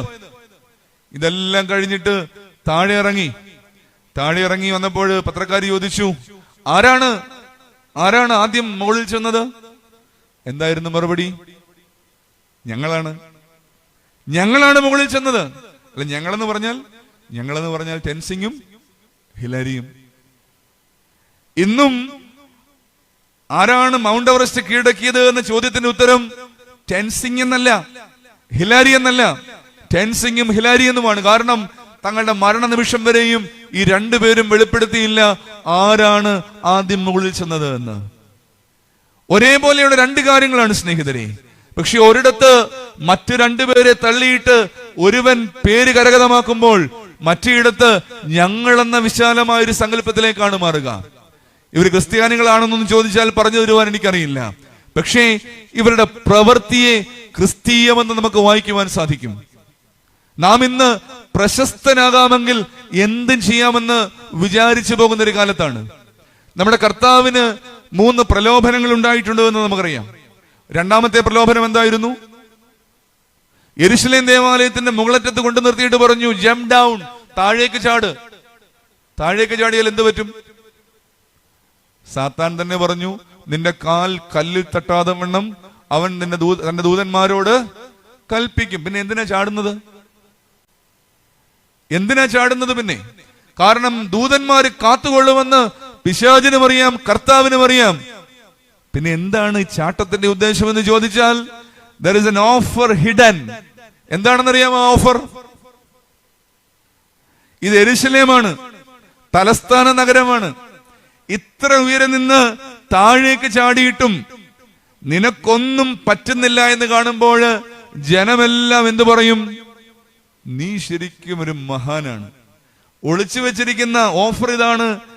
എന്തിനാ വെറുതെ 3 വർഷത്തെ പരസ്യ ശുശ്രൂഷയും പിന്നൊരു കഷ്ടാനുഭവവും പിന്നൊരു കുരിശുവരണവും? ഇതൊന്നുമില്ലാതെ നിനക്ക് പ്രശസ്തനാകാമല്ലോ, നിനക്ക് പേരെടുക്കാമല്ലോ, എല്ലാവരും നിന്നെ ആദരിക്കുമല്ലോ, ഒറ്റച്ചാട്ടം മതിയല്ലോ. പക്ഷേ നമ്മുടെ കർത്താവ് പ്രശസ്തി എന്ന പ്രലോഭനത്തെ അതിജീവിക്കുന്നതായിട്ടാണ് കാണുന്നത്. സ്നേഹിതരെ, നാം ഇന്ന് പ്രശസ്തനാകാമെങ്കിൽ എന്തും ചെയ്ത് കളഞ്ഞേക്കാമെന്ന ഒരു താല്പര്യത്തിലാണ്. നമ്മുടെ പിള്ളേരൊക്കെ പണ്ട് ഒരു ആക്റ്റീവായി വേണമെന്നുള്ളായിരുന്നു അവരുടെ സ്വപ്നം. ഈ അടുത്തിടയ്ക്ക്, പണ്ടെന്ന് ഒത്തിരി പണ്ടെന്നല്ല, ഈ അടുത്തിടയ്ക്ക് ഒരു ആക്റ്റീവ വേണം. ഇന്ന് ആക്റ്റീവ സ്വപ്നം മാറിയിട്ട് വളരെ പെട്ടെന്ന് എന്തിലേക്ക് മാറി? ബുള്ളറ്റിലേക്ക് മാറി. ആക്റ്റീവായിൽ നിന്ന് പിള്ളേർ ബുള്ളറ്റിലേക്ക് സ്വപ്നം കാണാൻ തുടങ്ങിയത് വളരെ പെട്ടെന്നായിരുന്നു. നമ്മുടെ മൊബൈൽ ഫോണുകളിലുമുണ്ട് ഇതേ സംഭവം. പണ്ടുകാലത്ത് നമുക്കറിയാമല്ലോ, നമ്മുടെ മൊബൈൽ ഫോണിൽ ക്യാമറ ഉണ്ടായിരുന്നില്ല. മൊബൈൽ ഫോണേ ഉണ്ടായിരുന്നില്ല. മൊബൈൽ ഫോൺ വന്നപ്പോൾ അതിൽ ക്യാമറ ഉണ്ടായിരുന്നില്ല. എന്ത് മാത്രമേ ഉണ്ടായിരുന്നുള്ളൂ? വിളിക്കാനുള്ള സൗകര്യം മാത്രമേ ഉണ്ടായിരുന്നുള്ളൂ. കുറെ കാലം കഴിഞ്ഞപ്പോൾ മൊബൈൽ ഫോണിന്റെ പുറകിൽ ഒരു കുഞ്ഞൻ ക്യാമറ വന്നില്ലേ? ആ ക്യാമറ കൊണ്ട് എന്ത് ചെയ്യാം? അതൊരു വലിയ വിപ്ലവമായിരുന്നു. വിളിക്കുവാൻ ഉപയോഗിക്കുന്ന മൊബൈൽ ഫോണും കൊണ്ട് ഫോട്ടോ എടുക്കാം.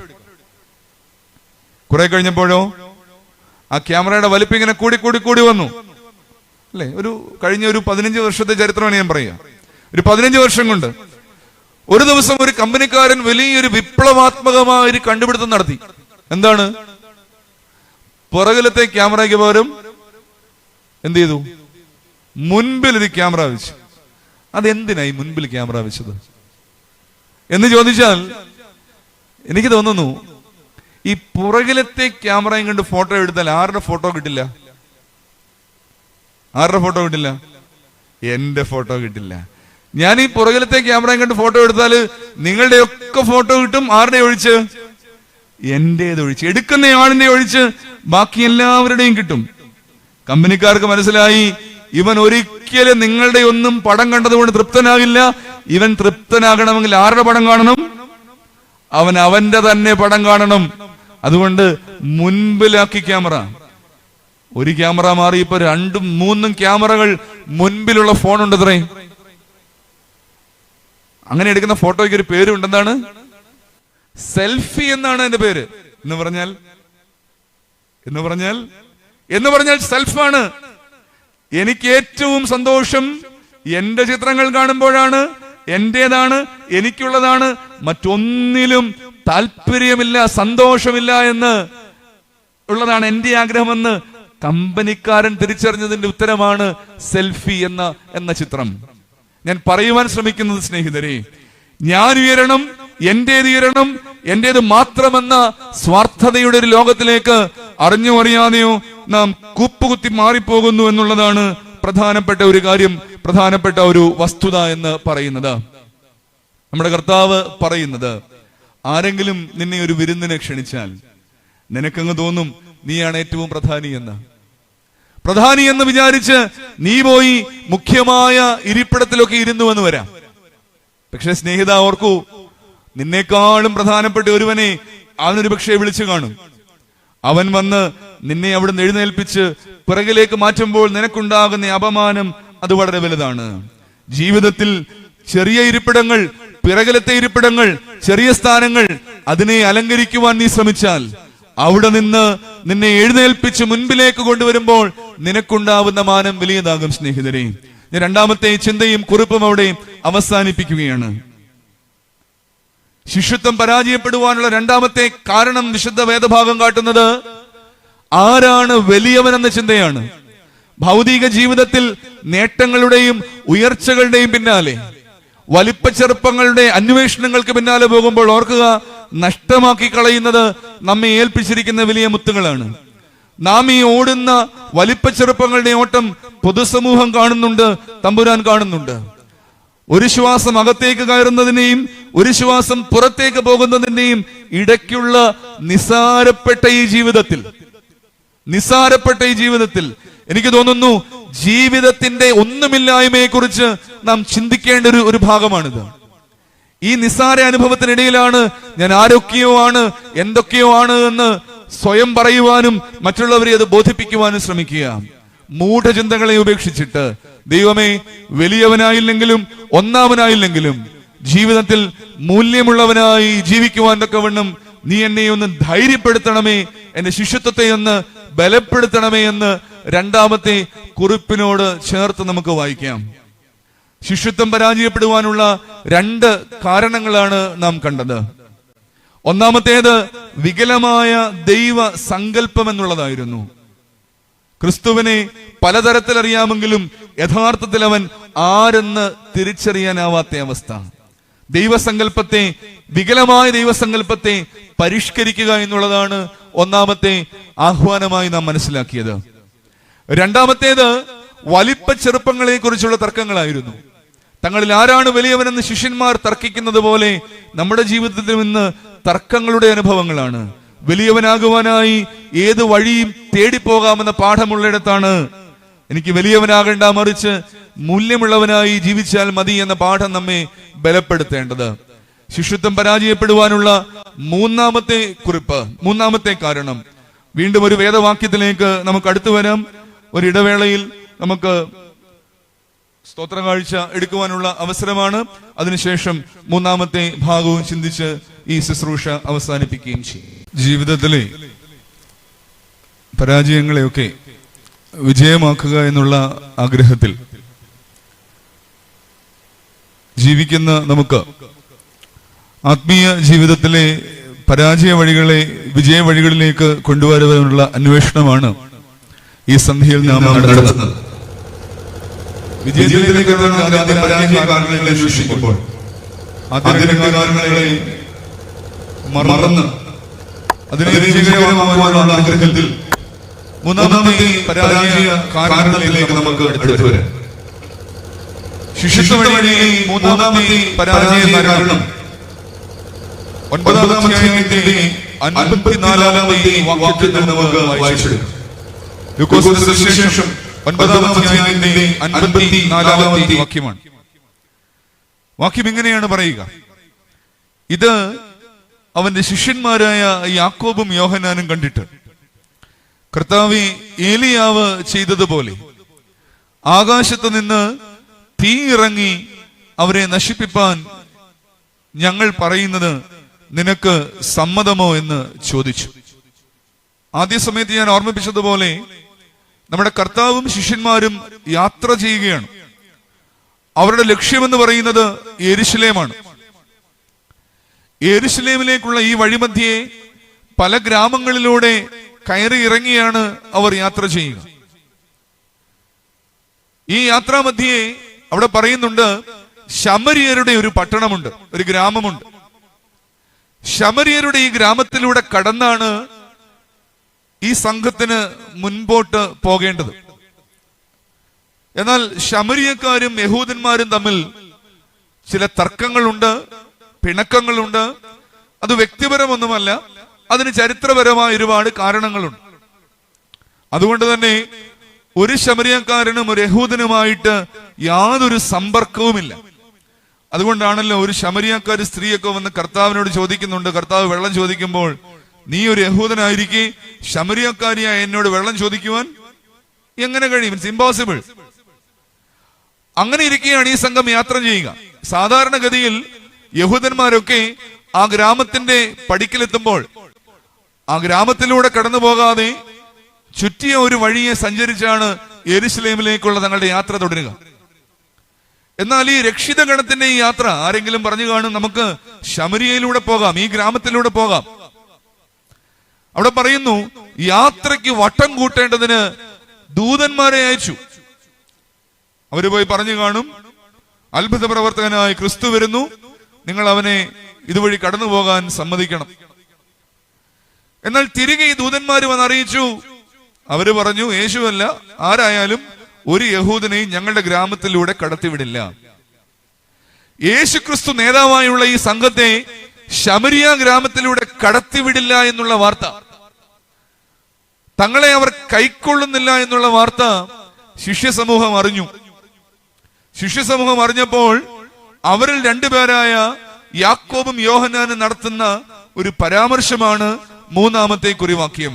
അവർ പറയുകയാണ്, കർത്താവേ, അവന്മാരെ, നമ്മളെ കൈക്കൊള്ളാത്തവരായ അവരെ പണ്ട് ഏലിയാവ് ചെയ്തതുപോലെ ആകാശത്ത് നിന്ന് തീ ഇറങ്ങി നശിപ്പിക്കാമെന്ന് ഞങ്ങൾ പറഞ്ഞാൽ തമ്പുരാനെ നീ സമ്മതിക്കുമോ? തങ്ങളെ കൈക്കൊള്ളാത്തവരെ നശിപ്പിച്ചു കളയാമെന്ന് കർത്താവിനോട് അപേക്ഷിക്കുന്ന ശിഷ്യ സമൂഹമാണ്. സ്നേഹിതരെ, ശിഷ്യത്വ വഴിയിൽ 3-ാമത്തെ പരാജയ കാരണമായി വിളിച്ചോതുവാൻ ആഗ്രഹിക്കുന്നത് ഇത് തന്നെയാണ്. പ്രതികാര ചിന്തയാൽ നിറയുന്ന ഒരു സമൂഹമാണവർ. തങ്ങളെ കൈക്കൊള്ളാത്തവരെ അഗ്നി ഇറക്കി നശിപ്പിച്ചു കളയുവാൻ തക്കവണ്ണം പ്രതികാര ചിന്തയോടെ പെരുമാറുന്ന ഒരു സമൂഹമായി ക്രിസ്തു ശിഷ്യ സമൂഹം അന്ന് മാറുകയാണ്. ആധുനിക സഞ്ചാര വഴികളിലും ഈ സ്നേഹമില്ലായ്മയും ഈ പ്രതികാര ചിന്തയും നമ്മയും വല്ലാതെ ഭരിക്കുന്നില്ലേ എന്ന് ചിന്തിക്കണം. പലപ്പോഴും സമൂഹ മാധ്യമങ്ങളിലൊക്കെ പലരും പറയാറുണ്ട്, സഭയിൽ ഇങ്ങനെയാണ്, അച്ഛന്മാരങ്ങനെയാണ്. നമ്മുടെ വ്യക്തിപരമായ ജീവിതത്തിലേക്ക് ഏറ്റവും ഗ്രാസ് റൂട്ട് ലെവലിലുള്ള വ്യതിയാനങ്ങൾ, പരിവർത്തനങ്ങളാണ് ഈ വേദഭാഗം നമ്മോട് ആവശ്യപ്പെടുന്നത്. നമ്മുടെയൊക്കെ ഇടയിൽ ഈ പ്രതികാര ചിന്ത വളരുകയാണ്. കർത്താവ് എന്തിനാണ് താഴേക്ക് വന്നത്, മനുഷ്യനായി വന്നത് എന്ന് ചോദിച്ചാൽ, വിശുദ്ധ യോഹന്നാൻ 3-ാം അധ്യായം 16-ാം വാക്യം നമുക്ക് കാണാതെ അറിയാവുന്ന ഒരു വാക്യമാണ്. അവിടെ പറയുന്നത് എങ്ങനെയാണ്? തന്റെ ഏകജാതനായ പുത്രനിൽ വിശ്വസിക്കുന്ന ഏവനും നശിച്ചു പോകാതെ നിത്യജീവൻ പ്രാപിക്കേണ്ടതിന് ദൈവം അവനെ നൽകുവാൻ തക്കവണ്ണം ലോകത്തെ സ്നേഹിച്ചു. For God so loved the world എന്നാണ് പറയുക. ദൈവം അത്രയ്ക്ക് ലോകത്തെ സ്നേഹിച്ചത് കൊണ്ടാണ് തന്റെ ഏകജാതനെ ലോകത്തിലേക്ക് അയച്ചത്. ആ ഏകജാതൻ വന്ന് പറഞ്ഞതും പഠിപ്പിച്ചതുമെല്ലാം ഈ സ്നേഹത്തെ കുറിച്ചാണ്. എന്തിന് അവൻ പറഞ്ഞു? 10 കൽപ്പനകൾ ഉണ്ടെങ്കിലും അതിനെപ്പോലും 2ആയിട്ട് ചുരുക്കാം. ദൈവത്തെയും സ്നേഹിക്കണം. ദൈവമായ കർത്താവിനെ പൂർണ്ണ ഹൃദയത്തോടും പൂർണ്ണ ആത്മാവോടും പൂർണ്ണ മനസ്സോടും സ്നേഹിക്കണം. 2, നിന്നെ പോലെ നിന്റെ അയൽക്കാരനെയും. കൽപ്പനകൾ പോലും സ്നേഹത്തിൽ അധിഷ്ഠിതമാണ് എന്ന് അവൻ പറഞ്ഞു വെച്ചു. താൻ ഒരുപാട് അത്ഭുതങ്ങളും അടയാളങ്ങളും ഒക്കെ ചെയ്തു എന്ന് നാം വായിക്കാറുണ്ട്. എന്തുകൊണ്ട് കർത്താവ് അത്ഭുതങ്ങൾ ചെയ്തു എന്ന് ചോദിച്ചാൽ അതിന്റെയും ഉത്തരം ലളിതമാണ്. താനൊരു മാജിക്കുകാരനാണെന്ന് കാട്ടുവാനല്ല, മറിച്ച് സൃഷ്ടിയോട് സഹതാപം തോന്നിയിട്ടാണ് കർത്താവ് അത്ഭുതങ്ങൾ ചെയ്തത്. കുഷ്ഠരോഗി അവന്റെ അടുക്കൽ വന്നു. കുഷ്ഠരോഗി പറഞ്ഞു, തമ്പുരാനെ, നിനക്ക് മനസ്സുണ്ടെങ്കിൽ എന്നെ ശുദ്ധനാക്കുവാൻ കഴിയും. കർത്താവ് എന്ത് പറഞ്ഞു? കർത്താവ് എന്ത് ചെയ്തു? എനിക്ക് മനസ്സുണ്ട്, നീ ശുദ്ധനാകുക എന്ന് പറഞ്ഞു. പക്ഷെ അതോടൊപ്പം കർത്താവ് എന്ത് ചെയ്തു? കൈ നീട്ടി അവനെ ഒന്ന് തൊട്ടു.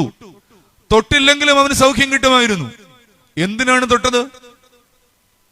എന്തിന് തൊട്ടു എന്ന് ചോദിച്ചാൽ, ആരെങ്കിലും അവനെ ഒന്ന് തൊട്ടിട്ട് വർഷങ്ങളായിരുന്നു എന്നതാണ് ഉത്തരം. ആരും തൊടാത്തവനെ തൊടാനായി കൈ നീട്ടുന്നതാണ് സ്നേഹിതരെ ക്രിസ്തു സ്നേഹം. എനിക്കൊന്നും സാധിക്കുന്നില്ല ആരും തൊടാത്തവനെ ഒന്നും തൊടാൻ. തൊടുന്നവനെ പോലും തൊടാനായി എന്റെ കൈകൾ നീളുന്നില്ല. വ്യഭിചാരത്തിൽ ഒരു സ്ത്രീയെ പിടിച്ചു, കർത്താവിന്റെ അടുക്കൽ കൊണ്ടുവന്നു. കർത്താവ് എന്ത് ചെയ്തു? പാപമില്ലാത്തവൻ എറിയാൻ പറഞ്ഞു. പക്ഷെ അതിനു മുമ്പ് കർത്താവ് എന്തോ ഒന്ന് ചെയ്തല്ലോ. കർത്താവ് കുനിഞ്ഞ് നിലത്ത് വിരലുകൊണ്ട് എഴുതി. എന്താണ് എഴുതിയത് എന്ന് നമുക്കറിയില്ല. പക്ഷെ എന്താകാം എഴുതിയത് എന്നുള്ള ഒരുപാട് വായനകളുണ്ട്. അതിൽ പ്രസിദ്ധമായൊരു വായന ഇങ്ങനെയാണ്: എന്ത് കുറ്റത്തിനാണ് ഈ സ്ത്രീയെ പിടിച്ചത്? വ്യഭിചാര കുറ്റമാണ്. ഒരു സ്ത്രീ തന്നെ വിചാരിച്ചാൽ ചെയ്യാൻ പറ്റുന്ന കുറ്റമല്ല വ്യഭിചാരം. ഈ കുറ്റം ഒരു സ്ത്രീ ചെയ്യണമെങ്കിൽ അവളോടൊപ്പം ഒരു പുരുഷനുമുണ്ട്. There is a male counterpart. There should be a male counterpart. ഒരു സ്ത്രീ തന്നെ വിചാരിച്ചാൽ ചെയ്യാൻ പറ്റുന്ന കുറ്റമല്ല. ഒരു സ്ത്രീ ഈ കുറ്റം ചെയ്താൽ അവളെ കല്ലെറിഞ്ഞു കൊല്ലണം. പുരുഷൻ ചെയ്താലോ? പുരുഷൻ ചെയ്താൽ കുഴപ്പമില്ല, സ്ത്രീക്ക് പാടില്ല, പുരുഷനാകാം എന്ന് വിചാരിച്ചിരുന്ന ഒരു സമൂഹമാണ്. അവിടെയാണ് ഒരു സ്ത്രീയെ കല്ലെറിഞ്ഞു കൊണ്ടുവരിക. കർത്താവ് കുനിഞ്ഞ് നിലത്ത് വിരല് കൊണ്ട് എഴുതിയത് കുറെ പേരുകളാണ് എന്നാണ് ഒരു വായന. ആരുടെ പേരുകളാണെന്നോ? കുറെ വീരപുരുഷ കേസരികളുടെ പേരാണ്. ഈ മുന്നിൽ നിൽക്കുന്ന ഈ സ്ത്രീയോടൊപ്പം അതേ കുറ്റം ചെയ്ത കുറെ പേരുകൾ, വർഗീസ്, ചാക്കോ, മത്തായി, കുറെ പേരുകൾ എഴുതുകയാണ്. എന്നിട്ടാണ് കർത്താവ് തലയുയർത്തി പറയുന്നത്. എന്താ പറയുന്നേ? ഇത്രയൊന്നുമില്ല, ലിസ്റ്റിൽ പേരില്ലാത്തവൻ എറിയടാന്നാ പറഞ്ഞത്. ലിസ്റ്റിൽ പേരില്ലാത്തവൻ എറിയടാ എന്നാ പറയുന്നത്.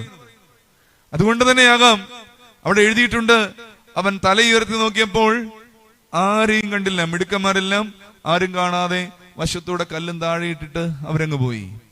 എന്നിട്ടാണ് കർത്താവ് പറയുന്നത്, മകളെ, ആരും നിന്നെ വിധിക്കുന്നില്ലേ? ഞാനും നിന്നെ വിധിക്കുന്നില്ല, സമാധാനത്തോടെ പോവുക. പക്ഷെ ഇനി പാപം ചെയ്യരുത്. സ്നേഹിതരെ, ജീവിതത്തിൽ ചില നിമിഷങ്ങളിൽ ഇതുപോലെ തകർന്ന ചില ജീവിതങ്ങളൊക്കെ നമ്മുടെ ഇടയിലുമുണ്ട്. ചില വീഴ്ചകളിൽപ്പെട്ട കുഞ്ഞുങ്ങൾ നമ്മുടെ ഇടയിൽ ഉണ്ടാവും. നമ്മളെ കൊണ്ട് സാധിക്കുന്നുണ്ടോ അങ്ങനെയുള്ളവരെ അവരുടെ നഷ്ടപ്പെട്ട മൂല്യങ്ങളിലേക്കൊന്ന് തിരിച്ചു കൊണ്ടുവരുവാൻ? സാധിക്കുന്നില്ല. മറിച്ച് എരുതിയിൽ എണ്ണ ഒഴിക്കുന്നത് പോലെ വളർത്തു ദോഷമാണെന്നും ഇതല്ല അതിന്റെ അപ്പുറം ചെയ്യുമെന്നും പറഞ്ഞ് പരിഹാസത്തിന്റെ അപഹാസത്തിന്റെ അമ്പുകൾ അവരുടെ നേരെ എയ്യുകയല്ലേ പതിവ്. നഷ്ടമായ മൂല്യബോധത്തിലേക്ക് ക്രിസ്തു സ്നേഹം അവളെ തിരിച്ചുകൊണ്ടിരിക്കുകയാണ്. ഇങ്ങനെയൊക്കെ ലോകത്തെ സ്നേഹിച്ചു എന്നുള്ളതാണ് ക്രിസ്തു ജീവിതത്തിന്റെ അടിസ്ഥാനം. അതിന്റെയൊക്കെ ക്ലൈമാക്സ് ആണ് കുരിശിൽ കിടന്നുകൊണ്ട് കാണുന്നത്. പിതാവേ, അറിവില്ലായ്മയാണ്, അവരോട് ക്ഷമിക്കണമേ എന്ന് പറയുക. ഇന്നെന്നാൽ എന്റെ ജീവിതത്തിൽ അയ്യോ, സ്നേഹമെന്ന അനുഭവത്തിന് ഏറ്റവും കൂടുതൽ ഞാൻ ഉപയോഗിക്കുകയും കേൾക്കുകയും ചെയ്യുന്ന വാക്യമാകാം സ്നേഹം. എന്നാൽ സ്നേഹമെന്ന അനുഭവത്തിന് അർത്ഥമില്ലാതെയായി പോയി എന്നുള്ളത് ഓരോ ശിഷ്യനും വേദനയോടെ ചിന്തിക്കണം. സ്നേഹിതരെ, ഈ 2 കരങ്ങളും ഒന്ന് നീട്ടിയിട്ട് ഇതെന്റെ സ്നേഹത്തിന്റെ വലയമാണെങ്കിൽ യഥാർത്ഥത്തിൽ ഞാൻ ആരെ സ്നേഹിക്കുന്നുണ്ട് എന്ന് ശാന്തമായി ഓരോരുവരും ചിന്തിക്കണം. നാം പലപ്പോഴും പറയാറുണ്ട്, എല്ലാവരും എന്റെ ശത്രുക്കളാണ്. മുകളത്തുകാര് ശത്രുക്കള്, അപ്പുറത്തുകാര് ശത്രുക്കള്, പള്ളിയിലുള്ള ഒരു ശത്രുക്കള്, എല്ലാവരും എന്റെ ശത്രുക്കളാണ് എന്ന് പറഞ്ഞ് മറ്റുള്ളവർക്ക് നേരെ വിരൽ ചൂണ്ടുമ്പോൾ യഥാർത്ഥത്തിൽ ഞാൻ ആരെ സ്നേഹിക്കുന്നുണ്ട് എന്ന് നാം ഒന്ന് ചിന്തിക്കണം. പ്രതികാരമാണോ സ്നേഹമാണോ എന്റെ ജീവിതത്തിൽ നിഴലിച്ചു നിൽക്കുന്നത്, മുഴച്ചു നിൽക്കുന്നത്? എനിക്ക് തോന്നുന്നു ആധുനിക ക്രിസ്ത്യാനി, പ്രത്യേകിച്ച് സുറിയാനി ക്രിസ്ത്യാനി നേരിടുന്ന ഏറ്റവും വലിയ അപജയങ്ങളിൽ ഒന്നെന്താണെന്നറിയാമോ? സ്വന്തം കൂടപ്പിറപ്പുകൾ തമ്മിലുള്ള വഴക്കാണ്, സ്വന്തം സഹോദരങ്ങൾ തമ്മിലുള്ള വഴക്കാണ്. നമ്മളൊക്കെ പറയും പണ്ട് ചെറുപ്പകാലത്ത് ഇല്ലായ്മയുടെ കാലം, ഒരേ പായ ഒരേ പ്ലേറ്റ് ഉണ്ട് ഉറങ്ങി എന്നൊക്കെ പറഞ്ഞു വെക്കുന്ന, എന്നാൽ ഇന്ന് ചങ്കോട് ചേർത്ത് കൈവച്ചിട്ടെന്ന് പറയാൻ സാധിക്കുമോ? യഥാർത്ഥത്തിൽ നിന്റെ സഹോദരന്റെ വളർച്ചയിൽ സന്തോഷിക്കുവാൻ നിനക്ക് സാധിക്കുന്നുണ്ടോ എന്ന്? നിന്റെ സഹോദരന്റെ മക്കളുടെ ജീവിതം ഉയരുന്നത് കണ്ട് സന്തോഷിക്കുവാൻ സാധിക്കുന്നു എന്ന് പറയാൻ സാധിക്കുന്നുണ്ടോ? ഈ അടുത്തിടയ്ക്ക് ഒരു സംഭവം വലിയ ഹൃദയവേദനയോടന്ന് കേട്ടതും കാണുകയൊക്കെ ചെയ്തത് നേരിട്ടറിയാവുന്ന കാര്യമാണ്. ഒരിടത്തൊരു അപ്പനും അമ്മയ്ക്കും 2 മക്കളുണ്ടായിരുന്നു. അപ്പനും അമ്മയും പഴയ കാശുകാരാണ്. ഈ അപ്പൻ എന്ത് ചെയ്തുവെന്നോ, 2 മക്കളെ നന്നായിട്ട് പഠിപ്പിച്ചിട്ട് 2 പേരെയും ഗൾഫിൽ വിട്ടു. പണ്ട് കാലത്താണ്, അന്നത്തെ കാലത്ത് ഗൾഫിൽ വിട്ടു. 2 പേരും ഗൾഫിൽ പോയി നന്നായി ജോലി ചെയ്തു, കല്യാണം കഴിച്ചു, കുടുംബസമേതം ഗൾഫിലാണ്. കുറെ കഴിഞ്ഞപ്പോൾ അപ്പനൊരു ഭ്രാന്ത് തോന്നി. ഞാൻ അതിനെ ഭ്രാന്ത് എന്നേ വിളിക്കുകയുള്ളൂ. അപ്പൻ തീരുമാനിക്കുകയാണ്, ഞാൻ എന്റെ 2 മക്കൾക്കും വേണ്ടി 2 വീട് പണിയും. അപ്പൻ എന്നിട്ട് ഒരേപോലെയുള്ള 2 വീട് പണിതു. കണ്ടാൽ ഒരുപോലെ ഇരിക്കും, ഒന്നാണ് എന്ന് തോന്നിപ്പോകും. എന്നിട്ട് ഈ അപ്പൻ എന്ത് ചെയ്തു? 2 വീട് പണിതു. പക്ഷെ ഈ 2 വീടിനും കൂടെ ഒരു ഗേറ്റേ അപ്പൻ പണിതുള്ളൂ. അപ്പന്റെ ഒരു ഡ്രീം ആയിരുന്നു അത്. എന്റെ 2 മക്കളും എന്നും സന്തോഷത്തോടെ ഒരേ വാതിലിലൂടെ കടന്ന് 2 വീട്ടിൽ താമസിക്കണം. എത്ര സന്തോഷകരമായ ദിനങ്ങളാണെന്നോ. മക്കളൊക്കെ അവധിക്ക് വരും, വലിയ രസമാണ്. മക്കളും കൊച്ചുമക്കളും ഒക്കെ ആയിട്ട് ഈ അപ്പനും അമ്മയും സന്തോഷത്തോടെ ജീവിച്ചു. കുറെ കാലം കഴിഞ്ഞു. ഇളയ മോന് ഗൾഫ് വാസമൊക്കെ അവസാനിപ്പിച്ച് നാട്ടിൽ വന്നു. കുടുംബ വീട്ടിൽ അപ്പന്റെ അമ്മയുടെയും കൂടെ താമസിക്കുകയാണ്. ചേട്ടൻ ഗൾഫിലാണ്. വീണ്ടും വർഷങ്ങൾ കഴിഞ്ഞു. ചേട്ടനും കുടുംബവും ഗൾഫ് വാസം അവസാനിപ്പിച്ച് നാട്ടിൽ വന്ന് താമസിക്കുകയാണ്. അപ്പൻ സ്വപ്നം കണ്ട സുന്ദര സുരഭലങ്ങളായ ജീവിത അനുഭവങ്ങളിലൂടെ അവർ കടന്നു പോവുകയാണ്. കുറെ കാലം കഴിഞ്ഞു പതുക്കെ പ്രശ്നങ്ങൾ തുടങ്ങി. എന്താണെന്നറിയാമോ? ചേട്ടത്തിക്ക് വലിയ നടുവേദനയാണ്. അനിയത്തിയുടെ വീട്ടിൽ ഒരു മാവ് നിപ്പുണ്ട്. ഈ മാവിൽ നിന്ന് നില മുഴുവൻ വീഴുന്ന എവിടെയാണ്? ചേട്ടത്തിയുടെ വീടിന്റെ മുറ്റത്ത്. നടുവേദനയുള്ള ചേട്ടത്തിയാണ് കുനിഞ്ഞിത് മുഴുവനും തൂക്കേണ്ടത്. ചേട്ടത്തിക്ക് കുറെ കോഴിയുണ്ട്. അനിയത്തിക്ക് വെണ്ടയും പാവലും പടവലും ഒക്കെ കൃഷിയുണ്ട്. ചേട്ടത്തിയുടെ കോഴിയുടെ പ്രധാനപ്പെട്ട ഹോബി എന്ന് പറയുന്നത് അനിയത്തി നട്ടിരിക്കുന്ന പാവലിന്റെയും കോവലിന്റെയും ഒക്കെ ചുവട് പോയി ഇങ്ങനെ ചികയുക എന്നാണ്. ഇവിടെ ചികയുക എന്നല്ലേ പറയുന്നത്, ഞാൻ ഇങ്ങനെ ചികയുക എന്നുള്ളതാണ്. ചെറിയ ചെറിയ കാര്യങ്ങളാണ് ചോദ്യമായി, പറച്ചിലായി, വഴക്കായി. ഈ അപ്പൻ സമർത്ഥനായ ഒരു അപ്പനാണ്. അപ്പൻ എന്ത് ചെയ്തു എന്നോ, ഇവന്മാര് വഴക്കുണ്ടാക്കാതെ ജീവിക്കട്ടെന്ന് പറഞ്ഞിട്ട് എളുപ്പം പ്രശ്നം പരിഹരിക്കത്തക്കവണ്ണം നടുക്കൂടി ഒരു മതിൽ കെട്ടി, മാവിന്റെ അടിയിൽ ഒരു കൊട്ടയൊക്കെ പിടിപ്പിച്ചു, ഇലയൊന്നും താഴെ വീഴാതിരിക്കാനായിട്ട്. പ്രശ്നങ്ങൾ പരിഹരിക്കുകയാണ്. 2 ഗേറ്റിൽ കൂടെ കയറിയിട്ടാണെങ്കിലും വേണ്ടതല്ല, ഇവന്മാര് സന്തോഷത്തോടെ ജീവിക്കട്ടെ എന്ന് കരുതിയിട്ട് ഇങ്ങനെ വീണ്ടും മുമ്പോട്ട് പോയി. കുറെ കാലം കഴിഞ്ഞ് ഒരു ദിവസം ഈ അനിയൻ ചേട്ടനെ ഇങ്ങ് വിളിച്ചു, ഇങ്ങ് വന്നേ. എന്താ? അല്ല, ഞാനൊരു കാര്യം കുറച്ച് ദിവസം കൊണ്ട് ചോദിക്കാനിരിക്കുവായിരുന്നു. എന്താ? അല്ല, എനിക്ക് കൂടുതലായിട്ട് എന്തെങ്കിലും തന്നിട്ടുണ്ടോ വീതം വെച്ചപ്പോഴ്? ചേട്ടൻ ചോദിച്ചു, എന്താ ഇപ്പൊ അങ്ങനെ ചോദിക്കാൻ? എന്തായിരിക്കും? അതെ, നമുക്കറിയാം, ഉത്തരവ് ചോദ്യമൊക്കെ നമുക്കറിയാം അല്ലേ? ഈ അപ്പനെയും അമ്മയും കൂടെ ഞാൻ നോക്കാനേ കൂടുതലായിട്ടൊന്നും എനിക്ക് തന്നിട്ടില്ലല്ലോ. ആ പ്രശ്നം എളുപ്പം പരിഹരിക്കപ്പെട്ടു. എങ്ങനെ? അപ്പനെ ഞാൻ നോക്കാം, അമ്മയെ നീ നോക്ക. മക്കൾ 2 ഒരുമിച്ച് കഴിയണമെന്ന് ആഗ്രഹിച്ച അപ്പനെ അമ്മയും വീതം വെച്ചു. അപ്പനൊരു വീട്ടില്, അമ്മയൊരു വീട്ടില്. നടുക്ക് മതിലുണ്ടല്ലോ. ഇതിനിടയ്ക്ക് മതിലിന്റെ പൊക്കം ഇങ്ങനെ കൂടിക്കൊണ്ടേയിരുന്നു കേട്ടോ. ആദ്യം കടന്നു പോകാറുണ്ട്, പിന്നെ കാണാൻ പാടില്ല എന്നും പറഞ്ഞ് അതിന്റെ പൊക്കം ഇങ്ങനെ കൂടിക്കൊണ്ടേയിരുന്നു. ഇതിനിടയ്ക്ക് അപ്പനും അമ്മയും ആദ്യകാലത്ത് മതിലിന്റെ അപ്പുറം ഇപ്പുറം ഒക്കെ സംസാരിക്കുമായിരുന്നു. കുറെ കഴിഞ്ഞ് വയ്യാതെയായി, 2 പേരും മുറിക്കുള്ളിൽ ഇരിപ്പായി. ഇവർ 2 ജീവിതങ്ങൾ പരസ്പരം യാതൊന്നും അറിയാതെ അവിടെ ജീവിച്ചു തീർന്നു. ഒരു ദിവസം അമ്മ മരിച്ചു. നമ്മുടെ ഒരു രീതി അനുസരിച്ച് ജീവിച്ചിരിക്കുമ്പം നോക്കിയില്ലേലും മരിച്ചു കഴിയുമ്പോൾ രാജകീയമായി നമ്മൾ ശവസംസ്കാരം നടത്തും. രാജകീയമായി അമ്മയുടെ ശവസംസ്കാരം നടത്തി. അത്തരം ഒരു സംസ്കാരം ആരും കണ്ടിട്ട് പോലും കാണില്ല. വീണ്ടും ക്ഷമിക്കണം, അപ്പനാണ് ആദ്യം മരിച്ചത്. അപ്പന്റെ സംസ്കാരമാണ് ആദ്യം നടത്തിയത്. വീണ്ടും കുറെ കാലം കൂടി അമ്മ കിടന്നു. അമ്മ മൂത്തവന്റെ വീട്ടിലാണ്. കൊച്ചവന്റെ കൂടെയുള്ള അപ്പനാണ് ആദ്യം മരിച്ചത്. കുറെ കാലം കഴിഞ്ഞ് ഒരു ദിവസം കൊച്ചവൻ രാവിലെ എഴുന്നേറ്റ് നോക്കുമ്പോൾ അപ്പുറത്തെ വീട്ടിൽ കുറെ പേരൊക്കെ നിൽക്കുന്നു. പതുക്കെ ഒരാളെ വിളിച്ചു, എന്താ അവിടെ സംഭവം എന്ന് ചോദിച്ചാൽ പറഞ്ഞു, അറിഞ്ഞില്ലയോ രാത്രിയില് അമ്മ മരിച്ചായിരുന്നു. പെട്ടെന്ന് ചേട്ടൻ വന്ന് പറഞ്ഞു, ഞാൻ ഈ ദിവസത്തിന് വേണ്ടി നോക്കിയിരിക്കുവായിരുന്നു. ഏത് ദിവസത്തിന്? അമ്മ മരിക്കുന്ന ദിവസത്തിന്. എടാ, അപ്പം മരിച്ചത് വല്ലവനും പറഞ്ഞാണ് ഞാൻ അറിഞ്ഞത് അല്ലേ? അമ്മ മരിക്കുമ്പോൾ ഞാനും തീരുമാനിച്ചു. ഞാൻ പറഞ്ഞ് നീ അറിയില്ല, വല്ലവനും പറഞ്ഞേ അറിയുള്ളൂ. പക്ഷെ ഈ അനിയൻ വലിയ ധൈര്യവാനായിരുന്നു, ധീരതയുള്ള നല്ല ആശയങ്ങളുള്ള ആളായിരുന്നു. അയാൾക്കറിയായിരുന്നു ചേട്ടൻ ഇങ്ങ് വരും. എന്തിനാണ്? അമ്മ മരിച്ചില്ലേ, അമ്മയെ അടക്കണം. എവിടെ അടക്കണം?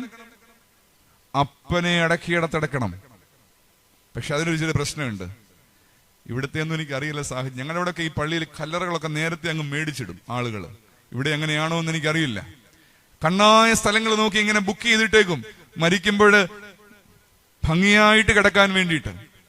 അപ്പനെ അടക്കിയ കല്ലറയിൽ അമ്മയെ അടക്കാം. പക്ഷെ പ്രശ്നം എന്താണെന്നോ, ഈ അമ്മയെ അടക്കിയത് ഈ കൊച്ചുമകൻ കൂടുതൽ കാശ് കൊടുത്ത് പള്ളിയിൽ മേടിച്ചിട്ടിരിക്കുന്ന അവന്റെ കല്ലറയിലാണ്. അപ്പനെ അടക്കാം. പക്ഷെ അവൻ വന്നെന്നോട് ചോദിക്കണം, ചേട്ടൻ വന്നെന്നോട് ചോദിക്കണം, അമ്മേ നിന്റെ കല്ലറയിൽ അടക്കിക്കോട്ടെ എന്ന്. അതിന് വേറെ ആളെ തിരയണം. കാരണം കൂടുതൽ കാലം ഗൾഫിൽ നിന്നത് ചേട്ടനാണ്.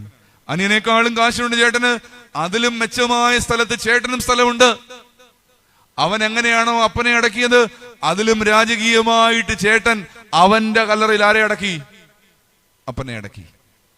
എന്റെ 2 മക്കളും ഒരേ ഗേറ്റിൽ ഒരുമിച്ച് സന്തോഷത്തോടെ ജീവിക്കണമെന്ന് ആഗ്രഹിച്ച അപ്പനെ അമ്മയും മരണസമയത്ത് ഒരു കല്ലറയിൽ അടക്കാൻ സമ്മതിക്കാത്ത മക്കളുള്ള ലോകമാണ് സ്നേഹിതരെ ഇത്. നമ്മുടെയൊക്കെ കുടുംബങ്ങളിൽ നടക്കുന്നുണ്ട്. ശാന്തമായിട്ട് ചിന്തിക്കണം. എന്റെ സ്നേഹാനുഭവങ്ങൾക്ക് ഭംഗം വരുത്തിയത് ആരാണ്? ആരാണ് എന്റെ സ്നേഹാനുഭവങ്ങളെ തകർത്ത് കളയുന്നത്? പ്രതികാരം എവിടെയാണ് എന്റെ ജീവിതത്തിൽ കടന്നു കയറുന്നത്? എന്റെ മനസ്സിൽ ഈ പ്രതികാരം ചെന്ന് വരുമ്പോൾ ഓർക്കുക, എന്റെ ശിഷ്യത്വത്തിന്റെ ഗ്രാഫ് താഴേക്ക് വരികയാണ്. ഇങ്ങനെ പോയാൽ ഞാനൊരു നാൾ ശിഷ്യനല്ലാതെയാവുന്ന കാലം വിദൂരമല്ല എന്ന് ചിന്തിച്ചു കൊള്ളണം സ്നേഹിതരെ. വല്ലാതെ ലോകത്തെ സ്നേഹിച്ച ഒരു നാഥന്റെ ശിഷ്യൻ, പിതാവ് ഇവരോട് ക്ഷമിക്കണമേ എന്ന് മരണസമയത്ത് പ്രാർത്ഥിച്ച ഗുരുവിന്റെ ശിഷ്യൻ, എങ്ങനെ അവന് പ്രതികാരം ചെയ്യാം, എങ്ങനെ അവനെ തകർക്കാമെന്നുള്ള കുബുദ്ധി ആലോചിച്ച് ജീവിക്കുകയാണ്. ഞാൻ എന്റെ വാക്കുകളെ ചുരുക്കുകയാണ്. കർത്താവിന്റെ അസാന്നിധ്യത്തിൽ ഒരപ്പൻ വന്ന് ഒരാവശ്യം ശിഷ്യന്മാരോട് പറഞ്ഞപ്പോൾ അവർ പരാജയപ്പെട്ടു പോയിടത്താണ് നമ്മുടെ ഈ ശുശ്രൂഷ ആരംഭിച്ചത്. ഗുരു അതിനെ പുറത്താക്കുവാൻ ശിഷ്യന്മാരോട് ഞങ്ങൾ അപേക്ഷിച്ചുവെങ്കിലും അവർക്ക് കഴിഞ്ഞില്ല എന്നുള്ള പരാതി. ആ ശിഷ്യത്വത്തിന്റെ പരാജയത്തിന്റെ 3 കാരണങ്ങളാണ് 3 കുറിപ്പുകളായി നാം അന്വേഷിച്ചത്. തലക്കെട്ടുകൾ മാത്രം പരാമർശിച്ച് അവസാനിപ്പിക്കുമ്പോൾ, ഒന്നാമത്തെ പരാജയ കാരണം വികലമായി പോകുന്ന ദൈവസങ്കല്പമാണ്. ദൈവസങ്കല്പത്തെ ഒന്ന് പരിഷ്കരിക്കണം. അവൻ ദാതാവല്ല, പിതാവാണ്. രണ്ടാമത്തേത് ജീവിതത്തിലെ അഹങ്കാര മനസ്ഥിതിയുമായി ബന്ധപ്പെട്ട് ഞാൻ ആരൊക്കെയോ ആണ് എന്നുള്ള വ്യർത്ഥ ചിന്തയിൽ തങ്ങളിൽ ആരാണ് വലിയവൻ എന്നുള്ള മൂഢചിന്തയാണ് ആ പരാജയ കാരണം. ദൈവമേ, എനിക്ക് വലിയവനൊന്നും ആകണ്ട, തിരുസന്നിധിയിൽ വിനയത്തോടെ മൂല്യമുള്ളവനായി ഒന്ന് ജീവിച്ച് എന്റെ ശിഷ്യത്വത്തെ ഒന്ന് പ്രശോഭിപ്പിച്ചാൽ മതി എന്നുള്ള തിരിച്ചറിവ് രണ്ടാമത്തെ കുറിപ്പോട് ചേർത്ത് വായിക്കണം. മൂന്നാമത്തേത് യാക്കോബും യോഹന്നാനും നടത്തുന്ന അഭ്യർത്ഥനയാണ്, ആകാശത്ത് നിന്ന് തീയിറക്കി അങ്ങ് നശിപ്പിച്ചു കളയാമെന്നുള്ളത്.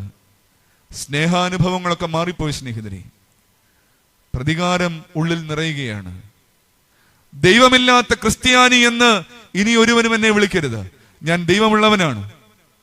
അഹങ്കാരമുള്ള ക്രിസ്ത്യാനി എന്ന് ഒരുവനും എന്നെ ഇനി വിളിക്കരുത്. വിനയമുള്ളവനായി എനിക്ക് ജീവിക്കണം. സ്നേഹമില്ലാത്ത ക്രിസ്ത്യാനി, പ്രതികാരദാഹിയായ ക്രിസ്ത്യാനി എന്ന് ഇനി എന്നെ ഒരുവനും വിളിക്കരുത്. കാരണം ക്രിസ്തു സ്നേഹത്തിൽ ജീവിക്കുന്നവനാണ് ഞാൻ. നമ്മുടെ ശിഷ്യത്വങ്ങളെ നമുക്ക് കൂടുതൽ ശോഭയുള്ളതാക്കാം, കൂടുതൽ നിറവുള്ളതാക്കാം. നാം തൊട്ടാൽ ചിലതൊക്കെ ശുദ്ധമാകണം സ്നേഹിതരെ. അശുദ്ധിയിൽ നിന്ന് അശുദ്ധിയിലേക്കാകാതെ ചിലതൊക്കെ ഒന്ന് ശുദ്ധമാകുവാൻ തക്കവണ്ണം നമ്മുടെ ഈ ശുശ്രൂഷകളും വചനശ്രവണവും നമ്മുടെ പ്രാർത്ഥനാനുഭവങ്ങളും ഒക്കെ നമ്മെ സഹായിക്കട്ടെ എന്ന് പ്രാർത്ഥിച്ച് ഈ സന്ധ്യയെ ഓർത്ത് ദൈവത്തെ മഹത്വപ്പെടുത്തിക്കൊണ്ട്